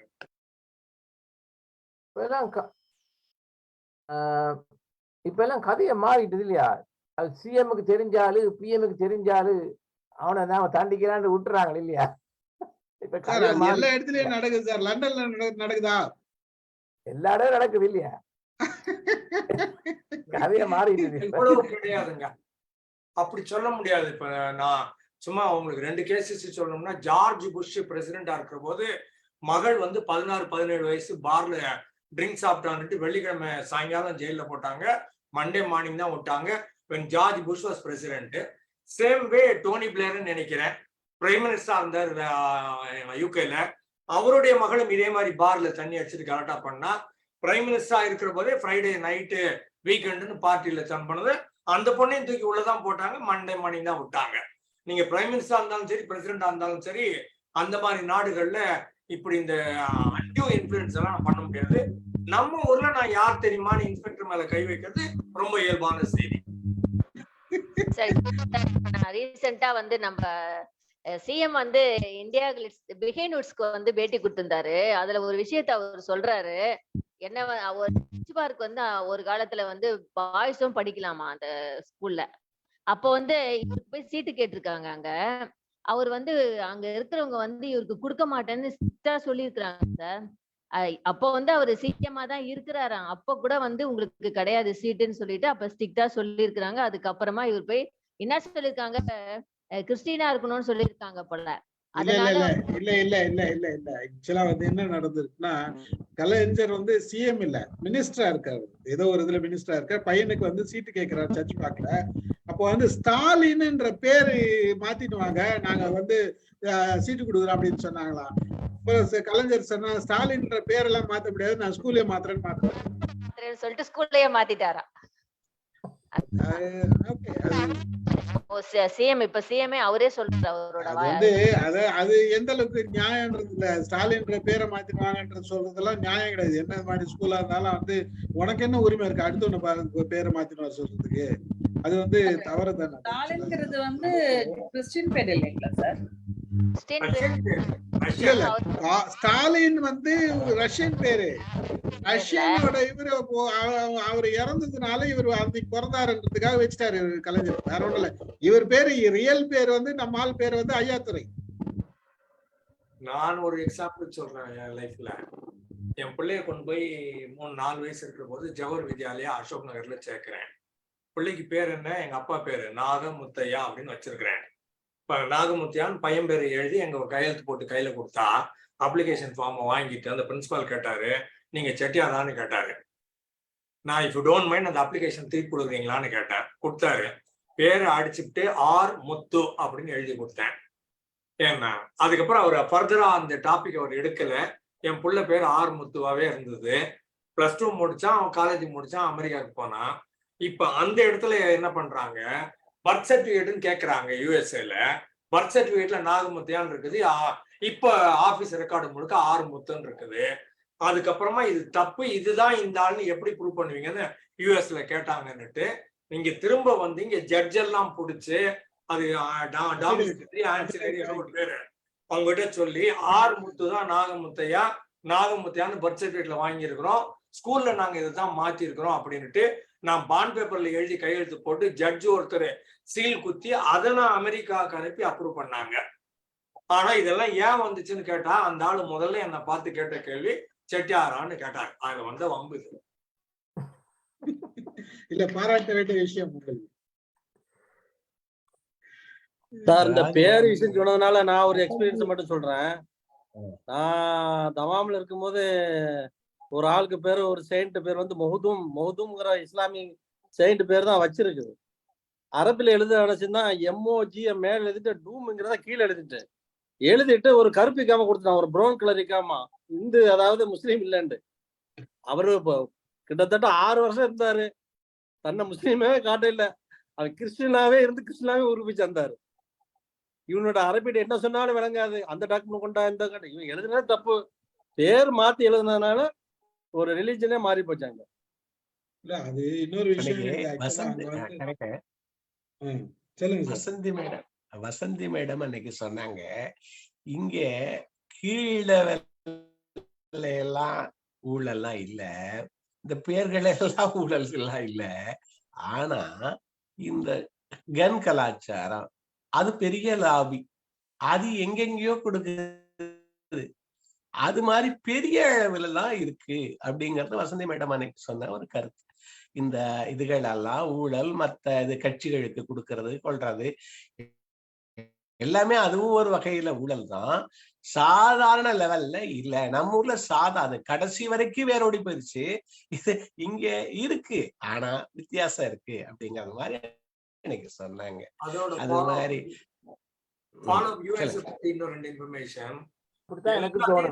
வச்சு ரெக்கார்ட் பண்ணிருப்பாங்க. நீங்க போற வரது முழுக்க பணம் வந்து கையில கேஷே கிடையாது, அத்தனையும் கார்டு தான். எங்க போனீங்கன்னாலும் எல்லாத்துக்கும் ரெக்கார்ட் இருக்கு, மருந்து வாங்கினாலும் ரெக்கார்ட் இருக்கு, மது வாங்கினாலும் ரெக்கார்ட் இருக்குது. ஆனா ஒரு தப்பும் பண்ணாத வரைக்கும் அவன் ரெக்கார்டை அப்படியே வச்சிருப்பான். எங்கேயாவது ஒரு இடத்துல தப்பு பண்ணீங்கன்னா வரலாறு முழுக்க 40 வருஷத்துக்கு எடுத்து வச்சிருந்து உங்களை ஏண்டான்னு கிடைக்கும். எல்லா டேட்டாவும் வச்சிருப்பாங்க, நீங்க போற வருது அவ்வளவும் தெரியும், கார் எங்க போகுது எங்க வருது எல்லாம் தெரியும் உங்களுக்கு. ஆனா ஒரு தப்பும் பண்ணலன்னா ஒரு கேள்வியும் கேட்க மாட்டாங்க, டேட்டா மட்டும் கலெக்ட் பண்ணி வச்சுட்டே இருப்பாங்க. வம்பு பண்ணீங்கன்னா எல்லா டேட்டாவும் ஒன்னா எடுத்து கையில போடுவாங்க. சார் அதெல்லாம் இப்ப வந்து கம்ப்யூட்டர் எல்லாம் வந்ததுக்கு அப்புறம் தானே சார் இதெல்லாம். ஆனா இந்த கன் கலாச்சாரம் இதெல்லாம் வந்து முதல்ல இருந்தே இருக்கு இல்லைங்களா? இப்ப ரீசெண்டா நீங்க வந்து கம்ப்யூட்டர்ல எல்லாம் டேட்டா எல்லாம் ஸ்டோர் பண்றதெல்லாம் இப்பதானே நீங்க சொல்றோம். 20 வருஷத்துக்கு மேலேயே அங்க 30-40 வருஷமாவே எல்லாமே இருக்கு. அதாங்க சார். ஆனா அதுக்கு முன்னால இருந்தே இப்போ நம்ம வசந்தி மேம் சொன்ன மாதிரி இந்த கன் கலாச்சாரம் எல்லாம் போயிட்டு தானே சார் இருக்கு இல்லைங்களா? அது இருக்குதான் சரி. இயல்பான வாழ்க்கையில பெரும்பாலும் பிரச்சனைகள் இருக்காது. வருந்தத்தக்க செய்தி என்னன்னா அவங்க சொன்னது, கன் கலாச்சாரம் இவ்வளவு காலமும் இருந்தோம், அது வந்து நிறுத்தணும்ன்ற யார் முயற்சி எடுத்தாலும் அது நிறுத்தத்துக்கு விடுறது இல்ல. அப்போ அது வந்து அந்த அளவுக்கு பெரிய லெவல்ல அந்த காங்கிரஸ்ல வந்து சப்போர்ட் இருக்குது. வாழைப்பழம் விக்கிறாங்க இங்க வாசல்ல, போலீஸ்காரன் வந்து ஒவ்வொரு வாழைப்பழம் விக்கிறவங்ககிட்டயும் 10 ரூபா வாங்கிட்டு போறான், நான் பாத்துருக்கிறேன். இந்த லெவலுக்கு நம்ம ஊழல் இருக்குதுன்னு சொல்ல வர்றேன் நான். அந்த மாதிரி உயரோடி போச்சு. மேல இருக்கிற இடத்துல தான் அங்க ஊழல் இருக்கு, இந்த மாதிரி சாதா ஊழல்லாம் கிடையாது. டீ கடை திறந்து வச்சா 100 ரூபாய், டி நகர்ல கடை வச்சா அதுக்கு வேற காசு, எல்லாத்துக்கும் தனித்தனி காசு வச்சிருக்கிறோம் நாம. நம்ம கல்ச்சர் வேற, அது வேற. எங்க இயல்பான வாழ்க்கையிலேயே உங்களுக்கு லஞ்சம் இருக்குது, அங்க மேல மட்டும். அதுதான் கமலஹாசன் ஒரு படத்துல சொல்லுவார்ல, தப்பு பண்றதுக்கு முறை இல்லாம பண்றதுக்கு அங்க லஞ்சம் கேட்கறான், ஆபீஸ் வேலை பாக்குறதுக்கு ஏன்டா லஞ்சம் கேட்கறீங்க? உண்மைதான். ஆக்சுவலா வந்து அடுத்த குரல் போயிடலாம், அந்த கடைசி குரல். அதான் ரொம்ப முக்கியமான குரல், வாசிங்க. இந்த பைங்கோல் களை கட்டதனோடு நேருங்கிறது தானே? இல்ல, அந்த கொலையில் ரொம்ப மோசமான ஆளை வேந்து ஒருத்தல் தான் தண்டனை கொடுத்தல், பனிஷ்மெண்ட் கொடுக்கறது, அவனுக்கு என்ன பண்றது. அப்போ பெருங்குற்றம் ஆயுள் தண்டனைன்னு சொல்லுவாங்க, இல்லைன்னா தூக்கல மாட்டு தூக்கில மாட்டுறதோட இல்ல, தூக்கில மாட்டு டில் சச் டைம் ஹி டைஸ் இருக்கிறது. சாகும் வரை தூக்கில் இட வேண்டும். சும்மா தூக்கில இடம் இல்ல, தூக்கில விட்டுட்டு 10 செகண்ட் கழிச்சு எடுத்து வெள்ள பண்ணது இல்ல, சாகும் வரை தூக்கில் இட வேண்டும் அப்படின்னு சொல்லுவாங்க. மரண தண்டனையை பத்தி அவர் என்ன சொல்றாருங்கிறது தான் இந்த பல இடங்கள்ல இந்த 550வது குறள் பேசப்படுது. இதுல 2 விதமா இதை பிரிக்கிறாங்க. கொலையிற்கொடியாரை வேந்தொருத்தல், முதல்ல சொல்லிட்டோம், வேந்தொருத்தல் அவனுடைய தொழில்னு சொல்லிட்டோம், அவனுடைய பழி இல்லைன்னு சொல்லிட்டோம். இங்க என்ன சொல்றாரு, கொலையிற்கொடியாரை அப்படின்னு அப்படியே பொருள் விடுறது ஒண்ணு, கொடியாரை கொலையில் பொறுத்தல் அப்படிங்கிறது 2. கொடியாரை கொலையில் ஒருத்தல் அப்படிங்கிறது மரண தண்டனை. கொடியவர்களை கொலை செய்து ஒருத்தல், களைய குடுங்கி தூக்கி எறிஞ்சாதான் பயிர் வளரும். அதுக்கு ஓமை, ரொம்ப அருமையான ஓமை சொல்லிட்டார். அத வச்சு நம்ம பாக்குற போது இத 2 விதமா சொல்றாங்க. கொடியவரை வேந்தொருத்தல் அது அவனுடைய தொழில், கொலையிற்கொடியாரை அப்போ கொலை செய்ய மாதிரி கொலை முதலாகிய குற்றங்களை செய்தவர்களை வேந்து ஒருத்தல், அது ஒண்ணு. 2வது சொல்றது கொடியாரை கொலையில் ஒருத்தல், கொடியவர்களை கொலை செய்து ஒருத்தல், மரண தண்டனை கொடுக்கிறது வேந்தனுடையது அப்படிங்கறது மாதிரி. இந்த ஒருத்தலுக்கு பல விதமான ஒரு இது சொல்றாங்க. இதுல ஒண்ணு சிறையில வைக்கிறது சொன்னீங்க, அதாவது அந்த இடத்த விட்டு அப்புறப்படுத்துறது, நிறைய மாதிரி பணத்தை அதாவது ஃபைன் போடுறது, இந்த மாதிரி பல ஒருத்தல் சொல்றாங்க. அது கொடியவர்களை ஒருத்தல், கொலை போன்ற குற்றங்களை செய்தவர்களை ஒருத்தல், அல்லது ஒரு ரேரஸ்ட் ஆஃப் ரேர்னு எல்லாம் சட்டம் எல்லாம் போட்டிருக்காங்க. பல நாடுகளில கொலையிறு ஒருத்தல் இல்லாம போயிருக்கு, மரண தண்டனை வேண்டாம். ஆனா திருக்குறள் கழைய புடுங்கி எறிகிறது மாதிரி தான் சொல்லிட்டார். அப்ப இவர் அந்த மரண தண்டனையும் அது ஒரு தண்டனையில ஒன்றுதான் அப்படிங்கறதுதான் சொல்றதா இத சொல்றாங்க. இது பல இடங்கள்ல பேசுறாங்க.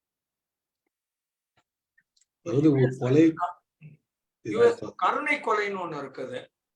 இப்ப நம்ம தூக்கில மாட்டுறது, அவங்க கெமிக்கல்ஸ போட்டு இங்க ஊசியில வச்சிருவானுங்க. அந்த பட்டன் அழுத்துறது அவனே அழுத்த சொல்லுவாங்க.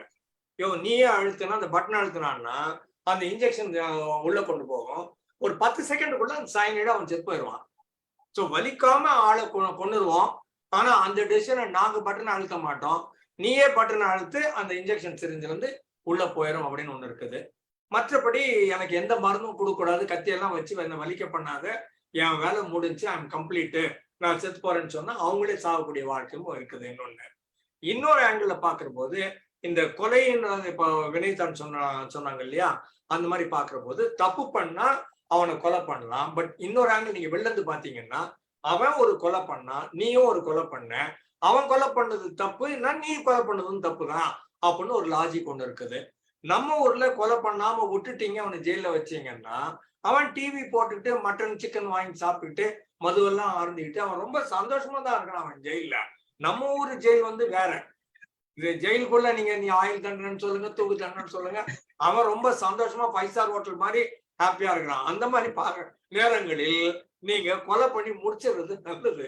இல்லைன்னா இன்னொரு எக்ஸாம்பிள் சொல்றேன், நடந்ததுதான். பீகார்ல ஏராளமான கொலைகள் பண்ணி நிறைய பெண்களை கற்பழித்த ஒருத்தன் எப்ப வந்தாலும் அவனுக்கு 14 days பெயில் கொடுப்பாரு அந்த ஜட்ஜு. 100 பெண்கள், அந்த கிராமத்தை சேர்ந்த பெண்கள் அன்னைக்கு நீதிமன்றத்துல உள்ள இருக்கிறாங்க. அவன் ஐ வாண்ட் பெயில்னு கேட்கிறான். இந்த ஆளு பெயில் கிராண்டட்னு நான் ஜட்ஜி சொன்னாரு. தடி வச்சுட்டு 100 பெண்களுமா சேர்ந்து அவனை அடிச்சு அங்கேயே கொலை பண்ணாங்க. அவர் ஜட்ஜு கிட்ட கேட்டப்போ, நான் தான் கொலை பண்ணேன், என்னை ஜெயில போட்டுக்கோ அப்படின்னு சொன்னாங்க.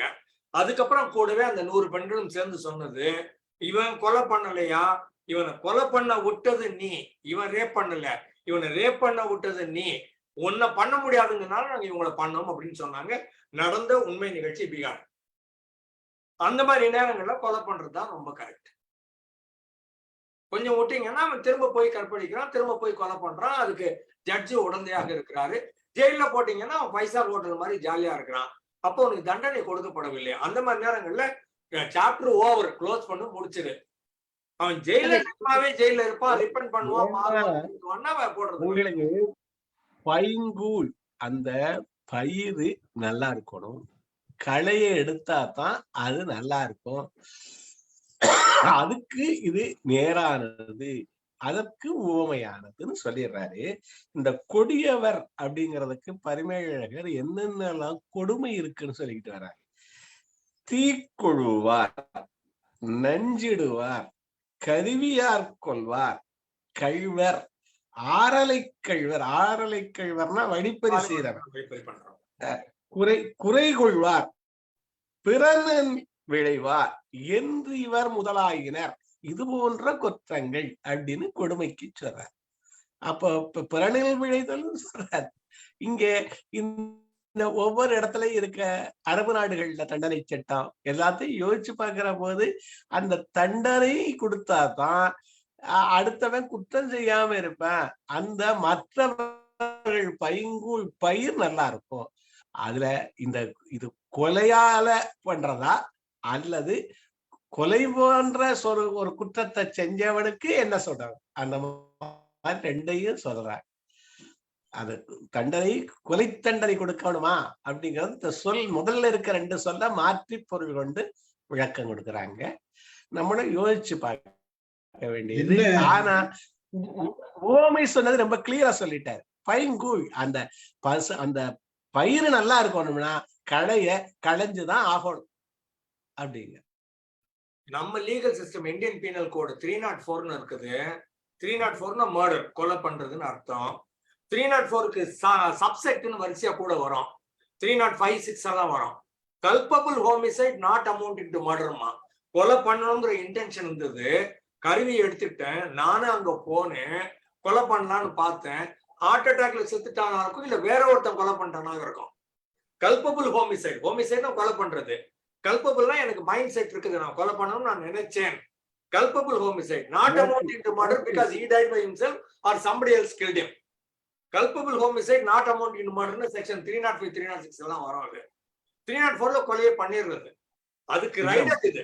ஆனா இருக்குது இன்டென்ஷனை தான் ப்ரூவ் பண்ணணும்ங்க. அதே போய் ஒரு வேகத்துல ஒரு இதுல அப்படி கொண்டுட்டான்னு வச்சுங்களேன், ஒரு கோபம் வந்து அந்த இடத்துல ஒரு எமோஷனலை கட்டுப்படுத்த முடியாம கொள்றது வேற, மோட்டிவோட போய் திட்டம் போட்டு சதி செஞ்சு கொள்றான்ல அது வேற. இனிப்புலாம் பிரிக்கிறாங்க. கரெக்ட் சொல்லுங்க. ஆமா, அதுதான் மேன்ஸ்லாட்டருக்கு மர்டருக்கு வித்தியாசம். நமக்கு பிடிச்சது பட்டுக்கோட்டையாருடைய வாக்கியம், திட்டம் போட்டு திருடுற கூட்டம் திருடிக்கொண்டே இருக்கு, சட்டம் போட்டு தடுக்கிற கூட்டம் தடுத்து கொண்டே இருக்கு. அது நம்ம பிடிச்சது எனக்கு. பார்த்து தெரிந்தா விட்டாங்களா? அதாவது இந்திய பொறுத்த வரைக்கும், நம்ம இதுல பொறுத்த வரைக்கும் என்ன வேணா சொல்லுங்க, என்ன வேணா சட்டம் போடுங்க, என்ன வேணா நீங்க தண்டனை கொடுங்க, நாங்க அதுக்கெல்லாம் அஞ்சினவங்க கிடையாதுன்ற ஸ்டேஜ்ல தான் நம்ம இருக்கோம். இங்க இருக்கிற வருந்தத்தக்க விஷயம். ஆனா நீ எத்தனை ரெய்டு போடு, எத்தனை இது போடு, என்ன வேணா சொல்லு, ஆனா பட் செய்யறவன், தப்பு செய்யறவன் திருந்துறதே கிடையாது. என்ன ஜெயிலுக்கு போயிட்டு வந்த பிறகு எனக்கு 10 பேர் வாழ்த்தி எனக்கு மாலை போட்டு வரவேற்கிறதுக்கு நான் 100 பேர் கியூல நிற்பான். ஜாலியா வந்துட்டு அப்படியே ஜாலியா வந்துட்டு எல்லாம் இருந்துட்டு கை காமிச்சிட்டு மறுபடியும் ஜெயிலுக்கு போயிட்டு தண்டனை பண்ணிட்டு வர நிலைமையில தான் இருக்குது. இங்க சட்டம் அப்படி சட்டம் இருக்குதா இல்லையான்றது அடுத்தது. ஆனா நம்ம நிலைமை அப்படிதான் இருக்குதுன்றது வருந்தத்தக்க செய்தியா இருக்குது. அதாவது பஸ்ல மாணவியரை எரிச்சவங்களை எவரோ ஒரு லீடருடைய பிறந்த நாடு, நூற்றாண்டு விழான்னு வெளியேற்றுற அளவில் அது எவ்வளவு கேவலமான விஷயம் இல்ல. பிறந்த நாளுக்கு இவனுக்கு வெளியேற்றுறதுக்கு என்ன, அந்த காலத்துல அரசர்கள்னு சொல்லி ஏதோ வச்சிருந்தாங்க. இந்த காலத்துல நூற்றாண்டு வந்துச்சு, அது வந்துச்சு, இது வந்துச்சுன்னு இவனை வெளியேற்றி அதுக்கு களை எடுத்தது மாதிரியாது, களை எடுக்கலையே, களை நல்லா கேவலமான விஷயம் செய்தி. அதெல்லாம் 10 வயது பெண் குழந்தையை கற்பழிச்ச 10 பேரை சும்மா நாங்க எங்க டிஸ்கிரிப்ஷன்ல வெளியில விடுறோம்னு வெளியில விட்டு இப்ப வெளியில வந்தாங்க. வெளியில வந்தவங்களுக்கு மாலையை போட்டு ஆராய்ச்சி பண்ணி வீட்டுக்கு கூட்டு போனாங்க. இப்பதான் நடந்துச்சு 1 வருஷத்துக்குள்ள. இதெல்லாம் கொடுமை. இதெல்லாம் வந்து ஓகே. ஒரு நல்ல சார் பொதுவாகவே எப்படி ஒரு மன்னராட்சி இருக்குங்கிறத வந்து எங்களுடைய 2வது கலீஃபா உமருடைய புத்தகத்தை படிக்கணும்னு சொன்னாப்புல. காந்தியடிகளும் அதை படிச்சுக்கிட்டே வந்ததாக தகவலாம் நான் கேட்டிருக்கிறேன். அவர் அந்த அளவுக்கு ஒரு மன்னராட்சியை ஒரு செங்கோல் எப்படி இருக்குன்னு காட்டியிருக்கோம், நடத்திருக்கிறார். இப்ப நம்ம ஆலைவர்மன் சார் அழகான அந்த பாடலை பாடினாரு. இது வந்து இது என்னது ரெக்கார்டுக்கு பின்னாலதான் சில விஷயங்களை பேசணும். அப்ப செங்கோல் அப்பமே வளைந்தது, அப்படி உயிர் துறந்தாரு தன்னுடைய தவற எண்ணி. அந்த மாதிரி செங்கோலை காப்பாற்றக்கூடிய அந்த நீதியை காப்பாற்றக்கூடிய மன்னர்கள் அவங்களே உருவாகணும். ரொம்ப நன்றி சார். ஆனா அந்த இதை வாசிச்சிடறேன் சார். அந்த இருங்க நடராஜ் சார் இதை பேசுறாங்க. வேற 2 பேர் இருக்காங்க. இப்ப எல்லாம் ஹியூமன் ரைட்ஸ்னு சொல்றாங்க. ஹியூமன் ராங் பண்ணவங்களுக்கு என்ன ஹியூமன் ரைட்ஸ்? அப்படித்தான் கேட்கணும் இல்லையா? Correct sir, correct.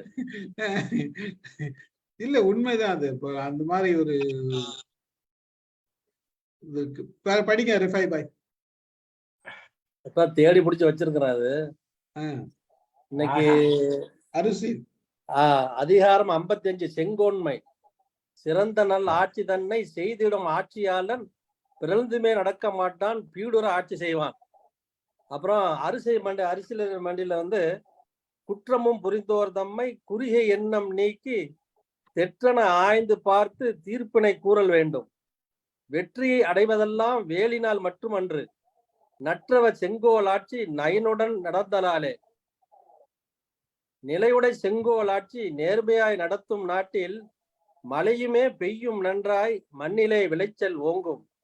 கலைபயில் நீதி நூல்கள் கட்டுநல் அறத்தை காத்தே, உலகையும் காத்தல் யாவும் உயிரோடைய மன்னர் மாண்பு. நிலையிலே நிலைத்து நின்று நீதியை வழங்கா மன்னன், நிலையுமே பிறழ்ந்து தாழ்ந்து நீங்கியே அழிந்து போவான். விளைநிலம் தண்ணீர் தோன்றும் வீண்களை அகற்றல் போல, கொலை செயல் குற்றமன்று கொடியோரை வீழ்த்தலாமே. நாடு நலம் பெற நல்லாட்சி வேண்டும். பாப்பா வருதாண்டு கண்டிப்பா வரும், எதிர்பார்க்கிறேன்.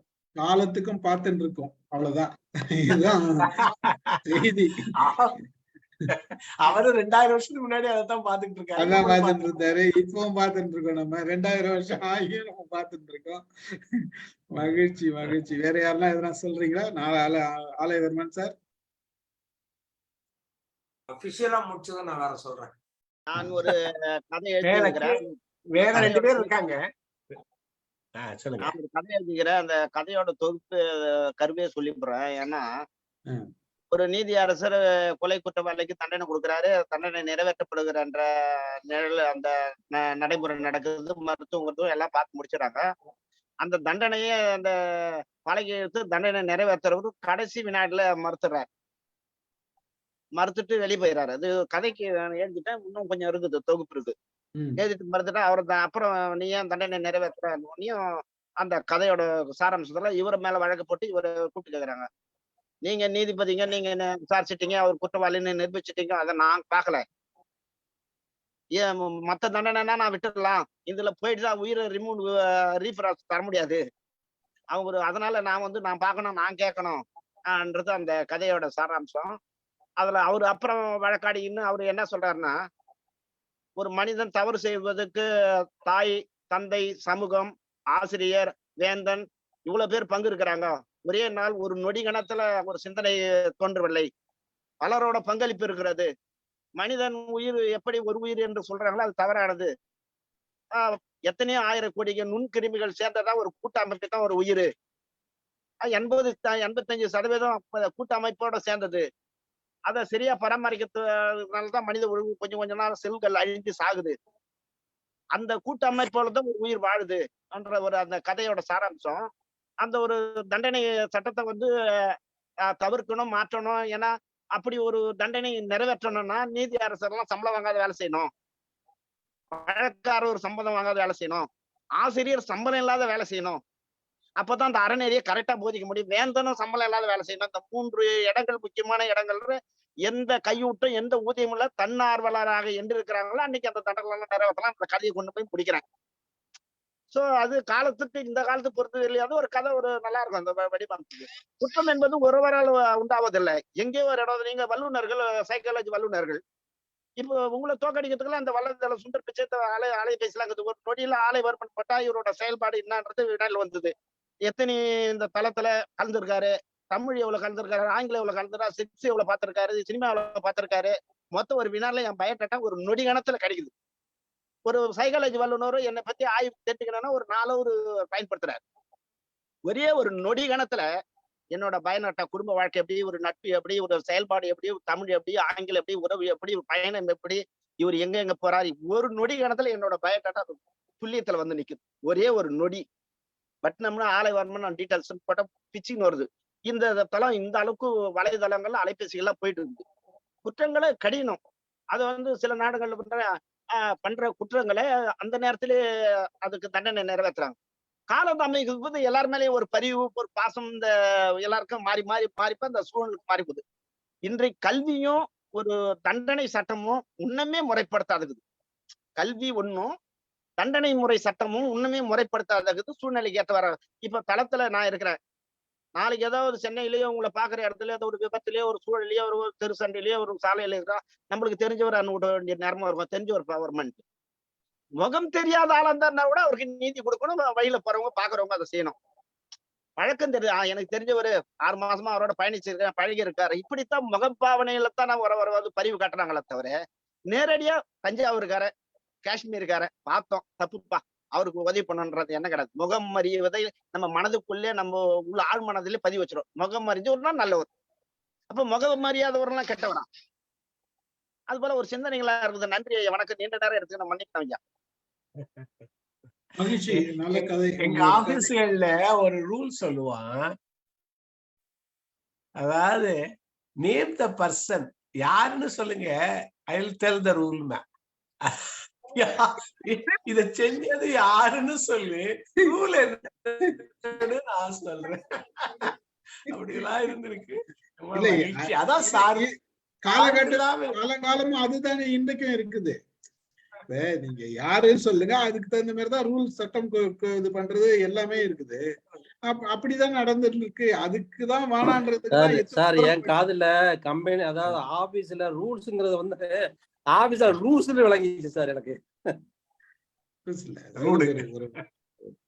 ஒரு தண்டனை செஞ்சா அது யாருன்னு சொல்லுங்க, பேர் சொல்லுங்க, அவனுக்கு தகுந்த மாதிரி தண்டனை சொல்றேன். அது இது சாதாரண ஒரு வார்த்தையில சொன்னாரு. இவ்வளவு குரல் படிச்சது இதுதான் நடந்துட்டு இருக்குதுன்றதுக்கு, இந்த மாதிரி இருக்கக்கூடாதுன்றதுக்கு தான் இத்தனை குரல் படிச்சிருக்கோம். மகிழ்ச்சி மகிழ்ச்சி. அருமை.